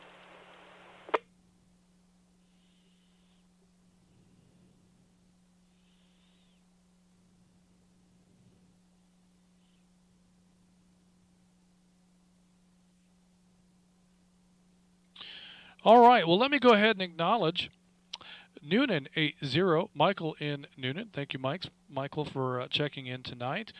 Tryon 20, Terry in Somerville. Thank you, Terry. We'll come back to you in a moment. Atlanta 253, Donald in Blairsville. Thanks, Donald, for checking in tonight. Atlanta 60, Gary in Noonan. Yeah, I think we can probably make some time for you, Gary. And we have Atlanta 102, Mike, right here in Woodstock, in and out with us tonight. Thank you, Mike, for checking in and listening in. It's great to have you in here. With that, I'm going to go ahead and go back to Noonan 80, Michael and Noonan. And Michael, do you have any questions or comments, or do you have any advice for new users? Hey, Justin. Well, I guess I got a comment and advice. I'll start off with the advice. Put yourself out there. Listen more. Ask questions. I've learned a lot from you, Atlanta 60, McDonald 22. This whole community is just full of fellowship and people willing to help out. I've learned so much since I started with North Georgia, and just put yourself out there and ask questions. And the Facebook page, definitely use that as a resource. It helped out a lot. And I do plan on keeping my name as Noonan 80, but I guess I'm going to let the cat out the bag. Just moved up to Atlanta, Georgia, up in Midtown area. I'll be clear. Ah, well, excellent. Excellent stuff. And yeah, put yourself out there. Just get on the air. And that's what we're looking for here. We want to hear from you. We want you to engage. And fellowship, I think, is a key word here. That's one of the things that I treasure the most from this group, is the fellowship that I've been able to enjoy from everybody that I've been able to spend a minute with. And there have just been, great people, just great people. I love to spend time with the folks, the people of North Georgia GMRS. So Midtown, my son lives in Midtown. I can't remember the name of the building, but he's right there in Midtown at West Peachtree and 10th Street, I believe. So I'm not sure where you're going to be at, but you'll be close nonetheless to that area. And once upon a time, I worked in Midtown, and maybe someday I'll be going back, but I'm not really sure when. So if you're going to be in Midtown, I might be able to come visit you one day. So congratulations on that move, and nothing wrong with hanging on to the Noonan 80 tag. I think that's great. I think I would probably do the same. I would just hang on to the TAC number that I have, even if I were going to relocate. But I'm pretty sure that's not going to happen. So either way, I'm stuck with this TAC. But let me go ahead and move on to Tryon 20. I know I'm not saying that right, but that's the Yankee in me. Terry in Somerville. Terry, do you have any questions, comments, or advice for new users? You did say it correctly. It's Tryon 20, but I know how busy Gary is, so I'm going to let him go first, if that's okay with you. Sorry about that, YouTube. I forgot about my mute button. Sorry about that pause. I had to get a cough out of the way. I was hoping Terry would have talked a little bit longer. But I understand Terry, and I'm interested in hearing what he's got to say as well. But before we get to Gary, I've got the Atlanta 253, Donald in Blairsville. Donald, do you have any questions, comments, or advice for new users?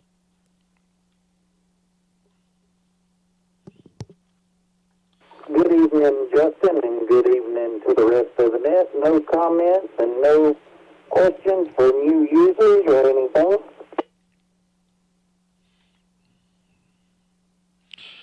All right. Well, what other adventures can you share with us, Donald? Have you been looking for hot water?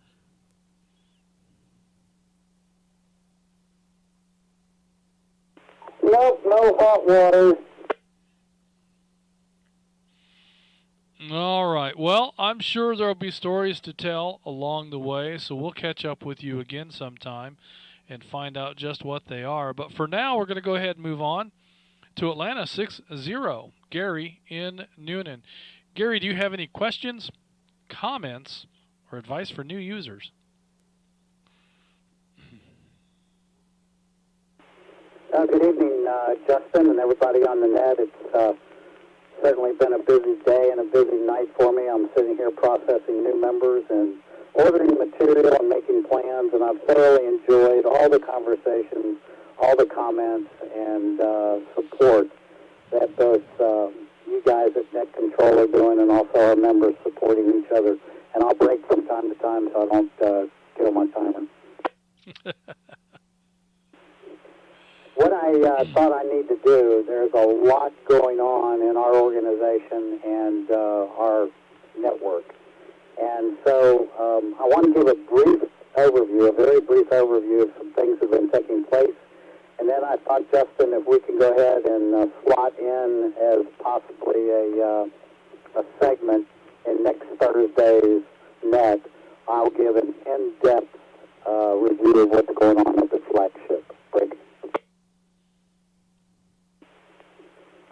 It's important that the members know kind of what is going on. I know I get questions from time to time as to you hear that noise in the background? That's a new member joining our group. I get questions about what's going on, what are we changing, what are we going to do here and there. We don't really put out a lot of information just simply because it's all very fluid and changing quite often, right? So I'll start with the Columbus site. Columbus repeater was down for about 3 weeks. They installed a new tower down at the site, and our equipment was temporarily placed back online at a mark at about 150 feet on the tower. It's a single antenna still. It's improved it immensely because we were only at about 40 feet on the old tower, even though it's up on a hillside. And as they finish up and get the equipment in the shelter finished, they are going to move us over to what's called a combiner system, which means we will have a receive antenna and a transmit antenna. And I expect the efficiency of that site to probably double when that happens, right? So this evening in Atlanta 40, John, the new resident down there in that area, has informed me that the site is timing out, I think because of a rather winded net control operator. So when I get down there to do the final checkout on the site, I'll go ahead and get in the program with a repeater and improve the timeout timer and try and increase it as much as I can. Right? I need to announce that the Jersey site, I took a trip out there today, and indeed that repeater is offline. And I brought it home, threw it in the back of the truck, cabinet and everything, and brought it home to the radio shop, and we'll get working on it as soon as we can and get it fixed and get it back out there and installed and working again. Also, the Watkinsville repeater that's been down for several weeks, I've had it in here in repair. I delivered it to the site owner today, and he'll be installing the Watkinsville repeater back up within the next couple days, I'm sure. Break. Very quickly on the flagship site, you folks have no idea how much work we have to do and we have done. I can't say enough thank you to all the folks that have volunteered to come up and literally sweat to death on some of these hot days. And Tim, Atlanta 123, and Mr. Pete and myself were there this Wednesday, dropped a lot more hardware and made plans, and we're still going. Break. So we probably have removed close to 600-700 pounds of steel off of that tower of abandoned hardware and antennas. We still have a lot more to go. We are replacing rusted out guy cables that are on the tower. Wednesday we installed the first microwave dish for the hop between Flagship and Blue Ridge. On the 14th of August, Mr. Pete, myself, and Noonan 80 will be up at the Blue Ridge site installing that dish. And moving forward, Greg, we're getting ready to install 3 new runs of heliacs on the tower for some of the new antennas that we're installing. And, you know, that sounds like, oh, big deal, you're hanging some new cable. Well, you're on a 190-foot tower, and you've got to put connectors on these cables. You need beam clamps mounted to the tower so you can attach the cable clamps to the tower. And then we've got ground kits to install. So it takes a little bit of time, coordination, a lot of rope work. This heliax we're putting up is right at 3/4 of a pound per foot. It's like wrestling a large anaconda, to be honest with you. And we probably will be posting on that particular day. We're going to need some extra help at the site. I'm estimating probably a total crew of about 9 people, because we just need folks on the ground to connect towards the tower as the hoist is taking it up the tower. So if you have an interest in that,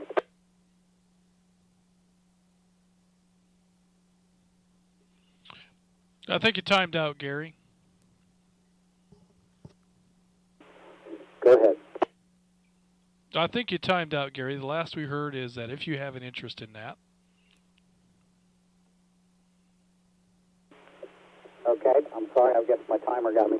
If you have an interest in helping with us on the day that we're going to hang those 3 heliaxes, we're going to need a crew of about 9 people, ground crew and tower climbers.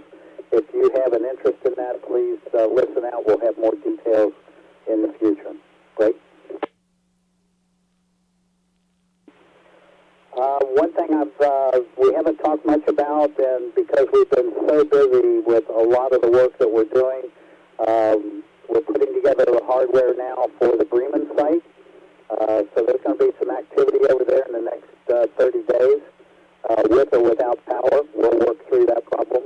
And then we've got the Lula site in our scope around early fall time frame. In the late fall, summer, or maybe spring, depending on when the time opens up, right? We will be kicking off the training seminars at the East Kit Radio Shop down here at the house. And I look forward to helping the new people, the old people, and the people in between learn what they want to learn and learn about the network and learn about what we do and how we do things. And I think it'll just extend our fellowship. In closing, we're looking forward to seeing everybody Saturday. Bring a friend. Sounds like it's going to be a great time. And thank you very much, everybody. Atlanta 60 is clear. WQYU 407. All right. Well, Gary, thank you for those updates and all of that information. Lots of stuff to digest and exciting news. It's exciting to know that part of the link system is in place for Blue Ridge. That'll be very interesting to get that link fully developed. It's also very exciting to hear that Bremen may be coming online very soon. I'm excited to hear that repeater come to life and the folks that'll be able to utilize that. I think that's going to be a great addition to the fleet of North Georgia GMRS repeaters. And boy, there's so much going on with this network, and you are a workhorse. So thank you for all that you do in building this infrastructure for this community to use. That's huge stuff, and nowhere you can't go anywhere and find a network as developed, robust, advanced, technologically on the cutting edge as this network is right here. Not in the amateur radio community, and not in GMRS, obviously. So it's really a privilege to be able to utilize this network, and that's all because of the work that you have put forth in building the infrastructure, Gary. So thank you for that. All right. Well, that brings me to one more check-in, which was Atlanta 102, Mike in Woodstock. Mike was in and out with us tonight, but I want to tell Mike thanks for checking in. And we're at the place now where it seems like it's the right time to close. But before we do, I'm going to ask one more time for any additional late check-ins. Any questions or comments? The floor is open. This is Atlanta 295, Atlanta 296, WRFN 658. Check us in and out, please, Justin. This is Atlanta 657, WRNA 237, checking in, checking out.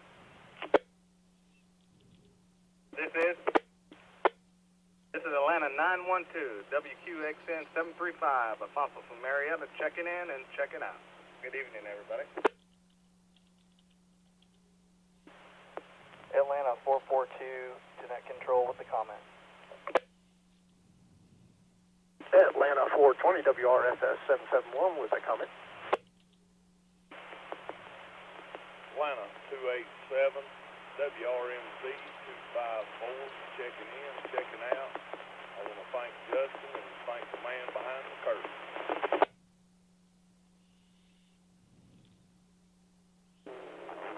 He's on a 22 with a comment, Justin, when you get around to it.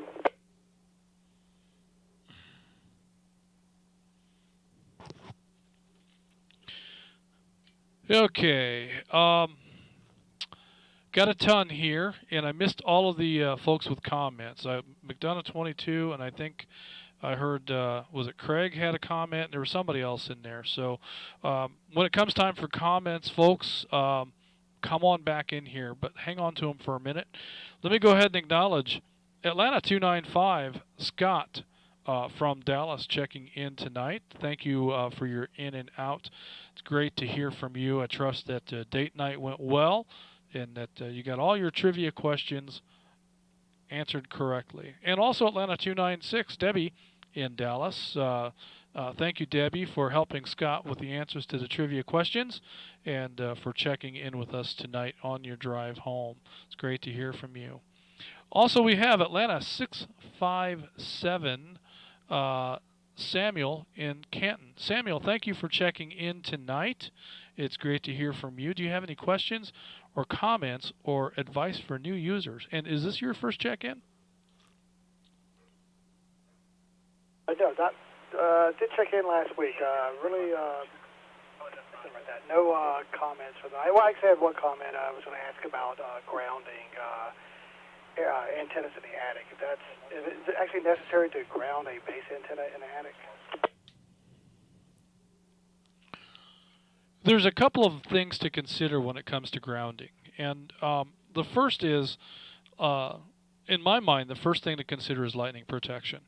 Now, because you're indoors, you should have other things that are going to take a lightning hit before the antenna. And truthfully, if you've got an antenna in the attic and it gets struck by lightning, you've got bigger problems than any damage that might occur to your radio, because you probably have a fire. So that, on the one hand, you might say, well, lightning protection in an attic is a little bit silly. But the other thing that you have to consider for grounding is propagation. So that's one thing that we often overlook, is that a radio system really relies on a ground plane to sort of reflect off of or to work against in order to propagate a signal. So depending on what sort of antenna that you have, if you have an antenna that's designed to work without a ground plane, then you might not need to have anything other than a coaxial ground back to your radio. But I would recommend in any base radio installation that you have a ground rod driven as close to your installation as possible, and run a ground both from the antenna to that ground rod and from your radio to that ground rod. And also you have to bond that to the electrical ground in the house, otherwise you will be in violation of the National Electric Code.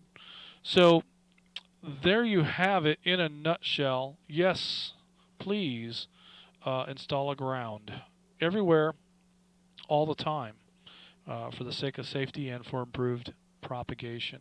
So that's a general question to a very specific answer. There's a lot more things that we should look at, and a lot more things, a lot more detail that we should go over. But in a nutshell, quick answer, that's what I've got for you. So thank you for your comments, Samuel. I appreciate that, and welcome to the group. I do recall that you did check in last week. Now that I think about it, and I'm just going to go ahead and bounce over to last week's log, and sure enough, there you are. So good stuff.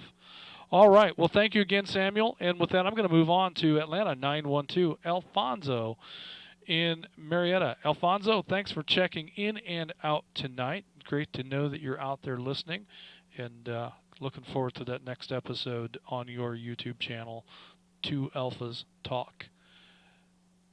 That brings us to the end of the list. So there were a number of folks out there that had comments. I don't know what order they came in, but Flip is helping me out here with Atlanta 420 and McDonough 22. So let's go to 420 first. William, comments? Roger that, Net Control. I think it was fantastic, the mentioning there of the directional microwave transmissions between our flagship and the other repeater there. And I'd love to have a little bit more expansion for other members and myself to understand its operations and capabilities there, because that's definitely a big step in the use of GMRS technology, and a great thing to listen to. And when it comes to Facebook comments, of course, in the salesman in me, a denial or a no just means you haven't given me enough information, and you're not going to get a yes until you tell me what I need to hear. So I take it with a grain of salt there, and of course, let it roll off like water off the back of a duck there. Don't take any offense to it there. It's just the salesman in me there. So thank you very much, Net Control. And indeed, and I think that we're on the same page in that regard. So all is well. So yeah, the sales guy in you, I suppose. Well, I don't know that I understand that, but that's okay, because I know where you're coming from, and I know where your heart is, and I know what kind of a person you are, and that tells me that the spirit of whatever you say and do, even if I don't think it's necessarily appropriate for the North Georgia GMRS group, it's not coming from a bad place. And that is what matters the most. So even though I might not approve all of your posts, and I might retract a comment here and there, quite honestly, I haven't retracted anything you've done for, I think there was only one time.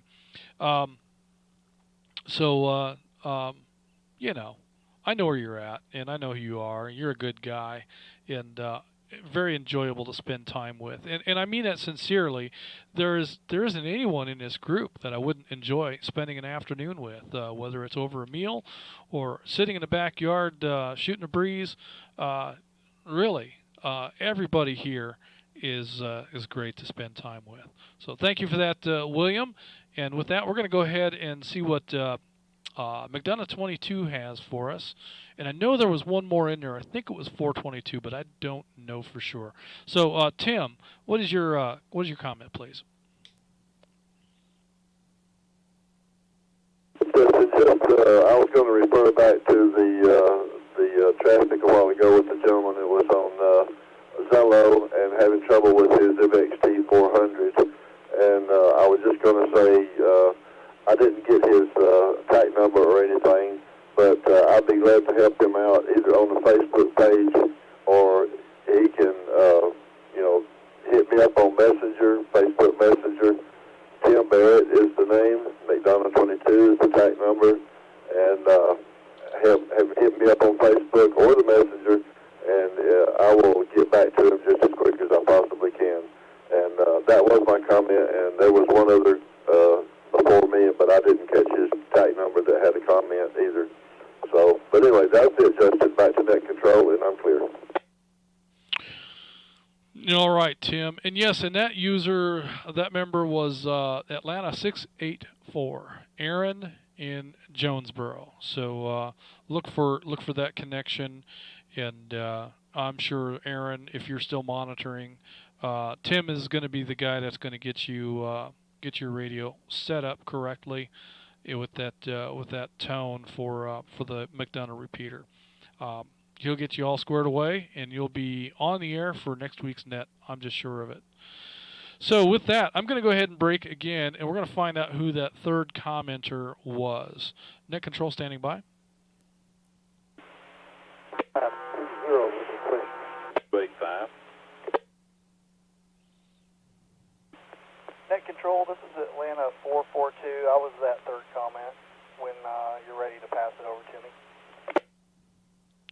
All right, 442. I thought it was you, but I just couldn't remember for sure. And Atlanta 285, I'm going to put you down for the next comment after 442.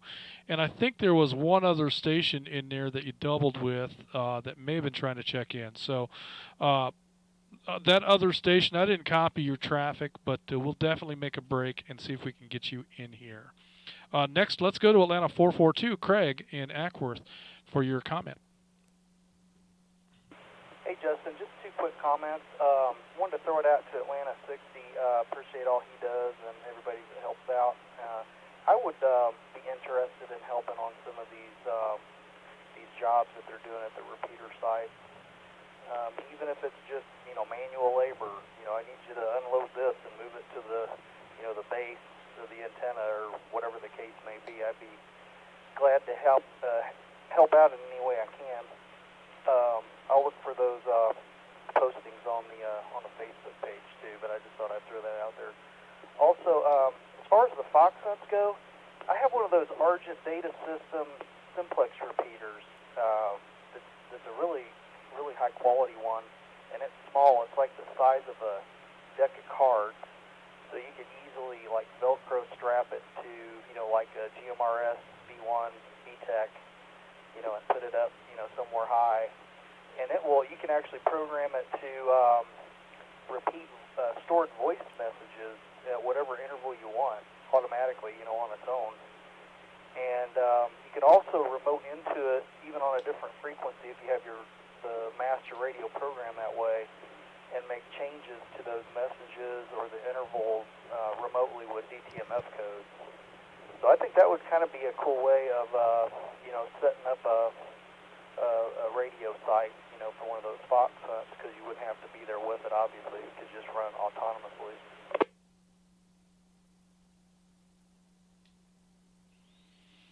Well, that's good stuff, and I know that Moreland 20 has some stuff set up for Fox Hunt. I don't know whether he still has it or not, but he hosted a Fox Hunt for us on one occasion where the Foxes were emitting periodic tones, DTMF tones, and they were programmed in such a way to play.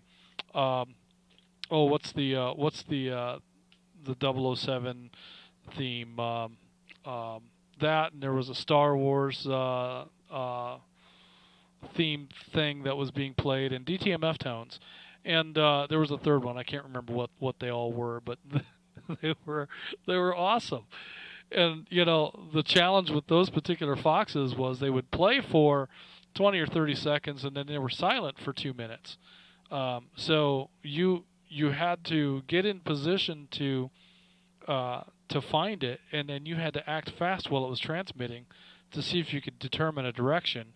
And then once you determine a direction, then plot it out. So that was neat stuff. And yeah, we can definitely look at doing something without Noonan 2.5 and 2.6, but I think it'd be a lot more fun to have it with them.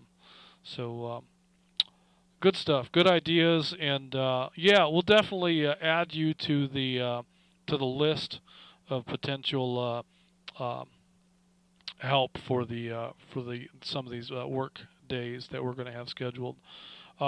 Some of these work days are happening during the week just to accommodate the complicated schedules that many of us have. All right. Maybe I'll get that in there before Bobby lets me know. But yeah, So definitely appreciate your willingness to help out there. And that's going to bring me next to comments from CV, Atlanta 285. Go ahead. Yeah, Justin, I think you had Atlanta 287 wanting to make a comment, but he was doubling over someone. 285 clear. All right. I heard Atlanta 287 check in and out. But I've already got him in the log as in and out, so that's why I didn't go to him. But Trey, Atlanta 287, if you have comments, go ahead. Atlanta 287, WRMZ 254. I just wanted to thank you, Justin, and thank the man behind the curtain and 083 yesterday for the experience at Flagship. Well, I appreciate that. I wish I could have been up there with you guys. Would have enjoyed that fellowship immensely. And Atlanta 083 is absolutely a joy to spend time with. A very knowledgeable individual, and I just feel smarter standing next to him. And of course, Atlanta 60 is another one of those that. Just being in a room with them makes me feel like I'm a little bit smarter than I really am. So that's good stuff. Good people to spend time with, and I appreciate your comments. So I think we had one person that was underneath all of that, also either trying to make a comment or check in. So let me break and see if we can figure out who that person is. Net control standing by. Try 20 with a question.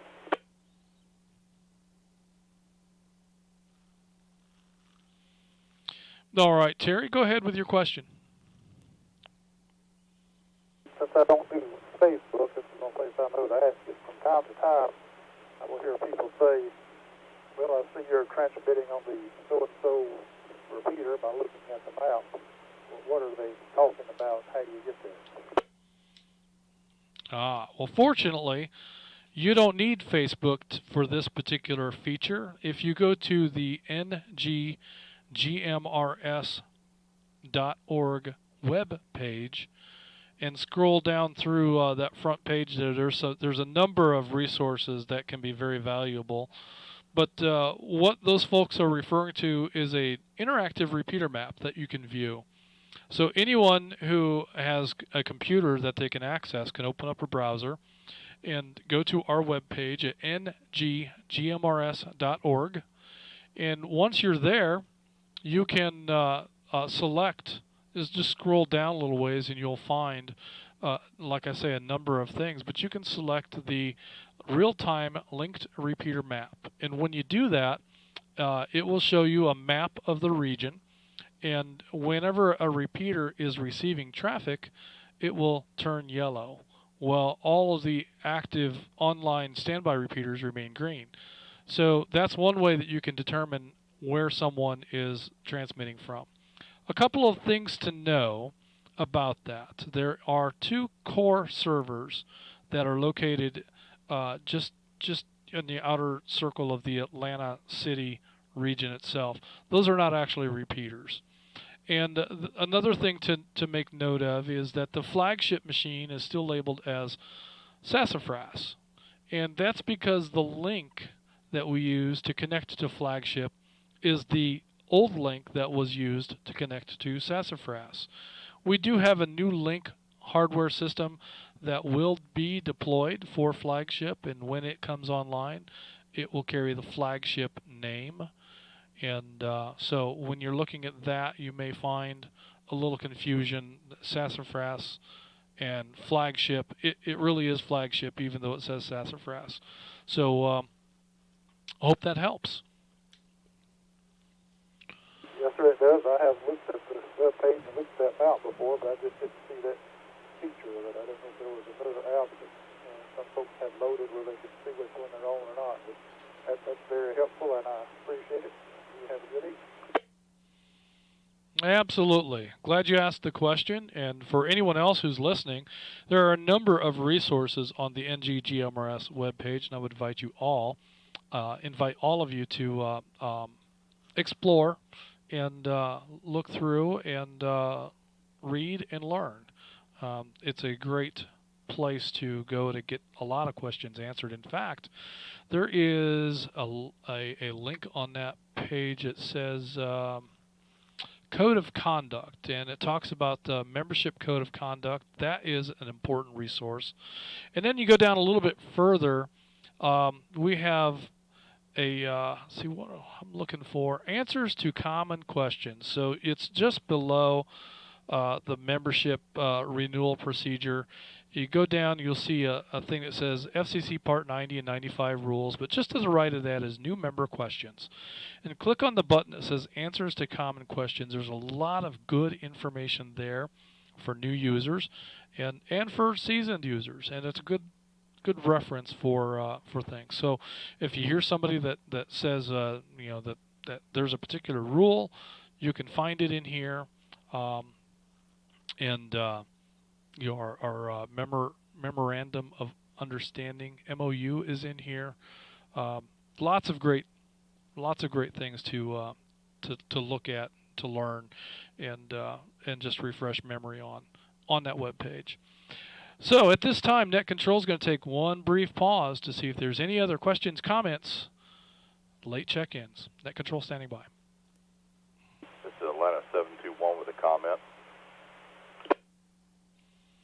All right, Atlanta 721, David. Let's hear your comment. Yes, sir. Just wanted to let everyone that's listening know that on your radios, whether it be BTEC or what have you, your antenna is the most important thing. Make sure you replace one of those antennas with a good quality antenna. Make sure it's appropriate for the frequencies we're using. And another thing, too, if you plan on buying a commercial-grade radio on eBay or what have you, even if it says it's the correct frequencies, it may be password locked. You run that risk on eBay of purchasing these things that you cannot unlock them. So just be aware of that. I haven't had a problem with Kenwoods, but Motorola I have.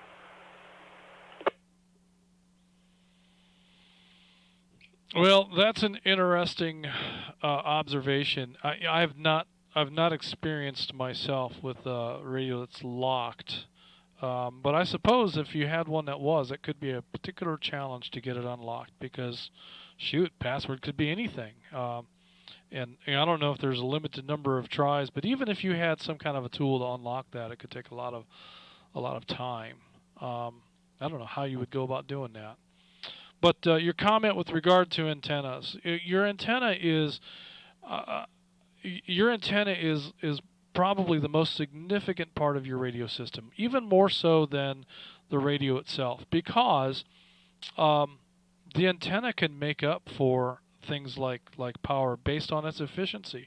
You can make a 20-watt radio perform like a 40-watt radio if you have an antenna that has a gain structure arranged in such a way that makes it appear to be more efficient than a non-gain antenna. So that can be a major factor. And the other thing that I'd like to point out, and this is based on my experience, because I know that there's a number of members out here that use dual band antennas effectively, but I got to tell you, it's my firm belief that a dual band antenna is really an antenna that doesn't perform very well in either frequency. And most dual band antennas are primarily 2-meter antennas that happen to also resonate somewhat efficiently in the GMRS bands. So what that really means is that you have an antenna that has a primary resonance at a frequency, but it also has harmonics at various frequencies in multiples of that primary. And you can radiate off of an antenna off of its primary frequency if you're in its harmonic. That's what a dual band antenna is. And that is just, it's just not the best way of doing things. But if you've got a dual band radio, it makes sense to use a dual band antenna, so you don't have to use a duplexer and 2 antennas. Personally, I prefer to run 2 radios, but that's not practical for everyone. But here in the shack, every radio has its own antenna. There are no switches, there are no duplexers, there are no fanciness. Everything has its own antenna. So I prefer monoband antennas. But all right then, let's see if we're at the end. Or any other questions, comments, late check-ins? This is. Atlanta 40 with a comment. This is. Atlanta 911 WARS 515, Cassandra in Wichita.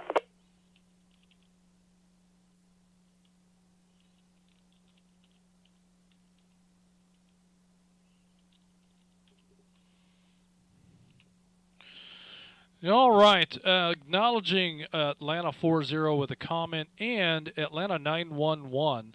Cassandra in Woodstock with a late check-in.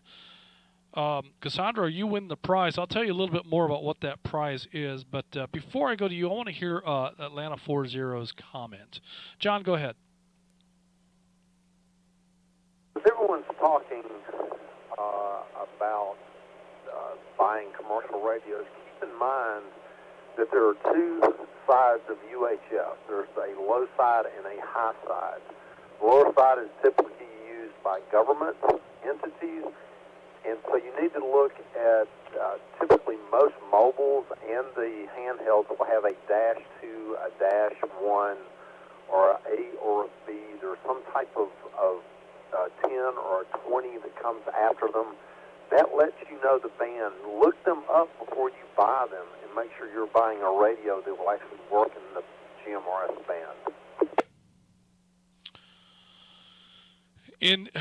John, I can't say enough. That is great advice because not all UHF radios are created equal or will work for GMRS. So UHF, yeah, even the 880 comes in, I think, 3 flavors of UHF.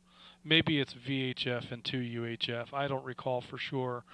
But you can, if you're not careful, end up with an 880 that we love so much that just isn't going to perform for you in the GMRS band. So, yeah, if you're looking at buying one of those radios and you find a great deal on eBay or something like that, before you pull the trigger, reach out to someone and ask some questions. And we'll do the best we can to steer you in the right direction and make sure that you don't buy a radio that you can't use.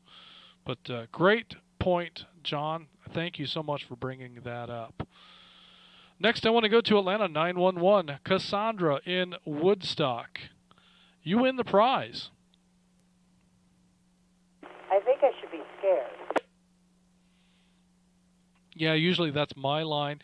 But I do have to say congratulations. You are our 50th 50 check-in for the evening. Congratulations. Wow, pretty impressive. Good thing I'm not that old, unlike some people. Well, I'm well beyond that, but that's a story for another occasion. But thank you for checking in this evening, and thank you for this record-setting net event. And so tell me, do you have any questions or comments or advice for new users? I just sat down at my office desk here at home a few minutes ago and caught the tail end, so I haven't heard really anybody's conversation. But if you're looking for some advice, I have 0. Do not take any kind of technology advice from me, like ever, would be my advice.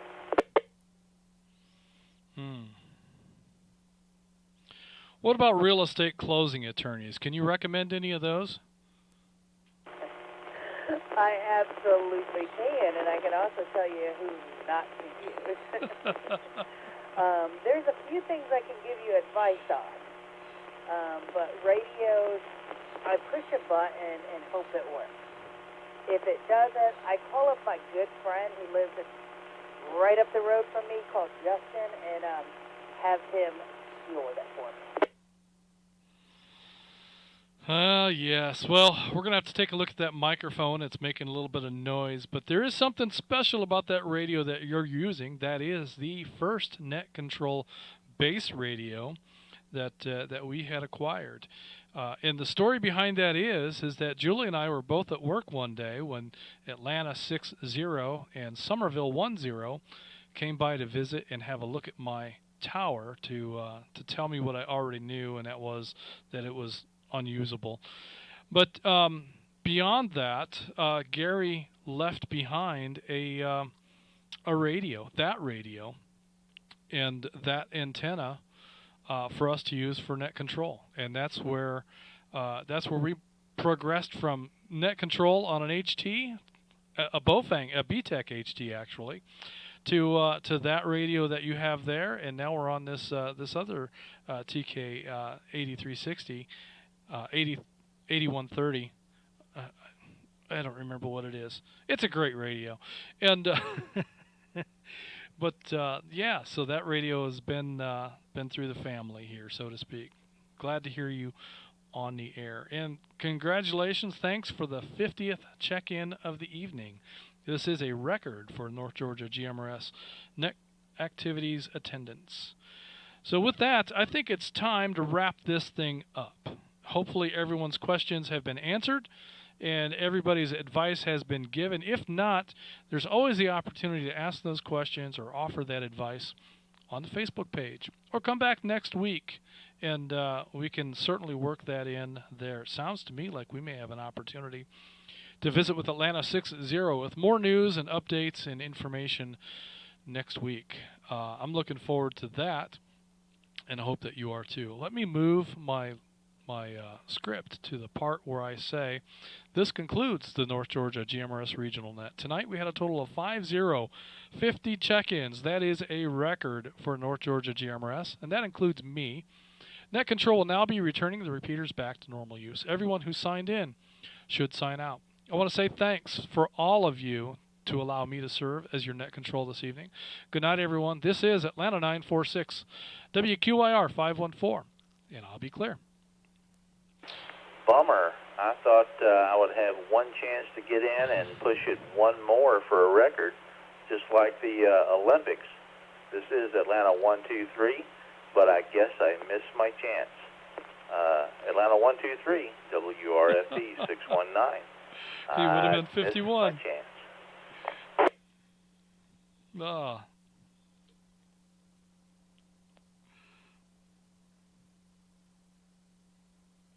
All right, YouTube folks. Record-breaking night, a long program. Looks like we had one hiccup along the way. Hopefully it wasn't long.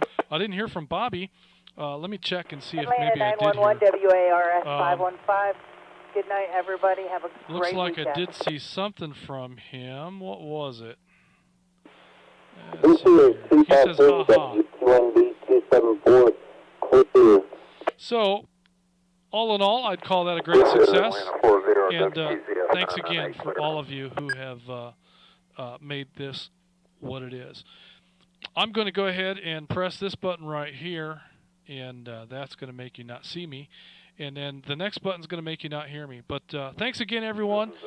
This is Justin, Atlanta 946, and I'm looking forward to gathering with all of you again next week. Oops, that's the wrong button. I should know how to do this by now. Good night, everyone.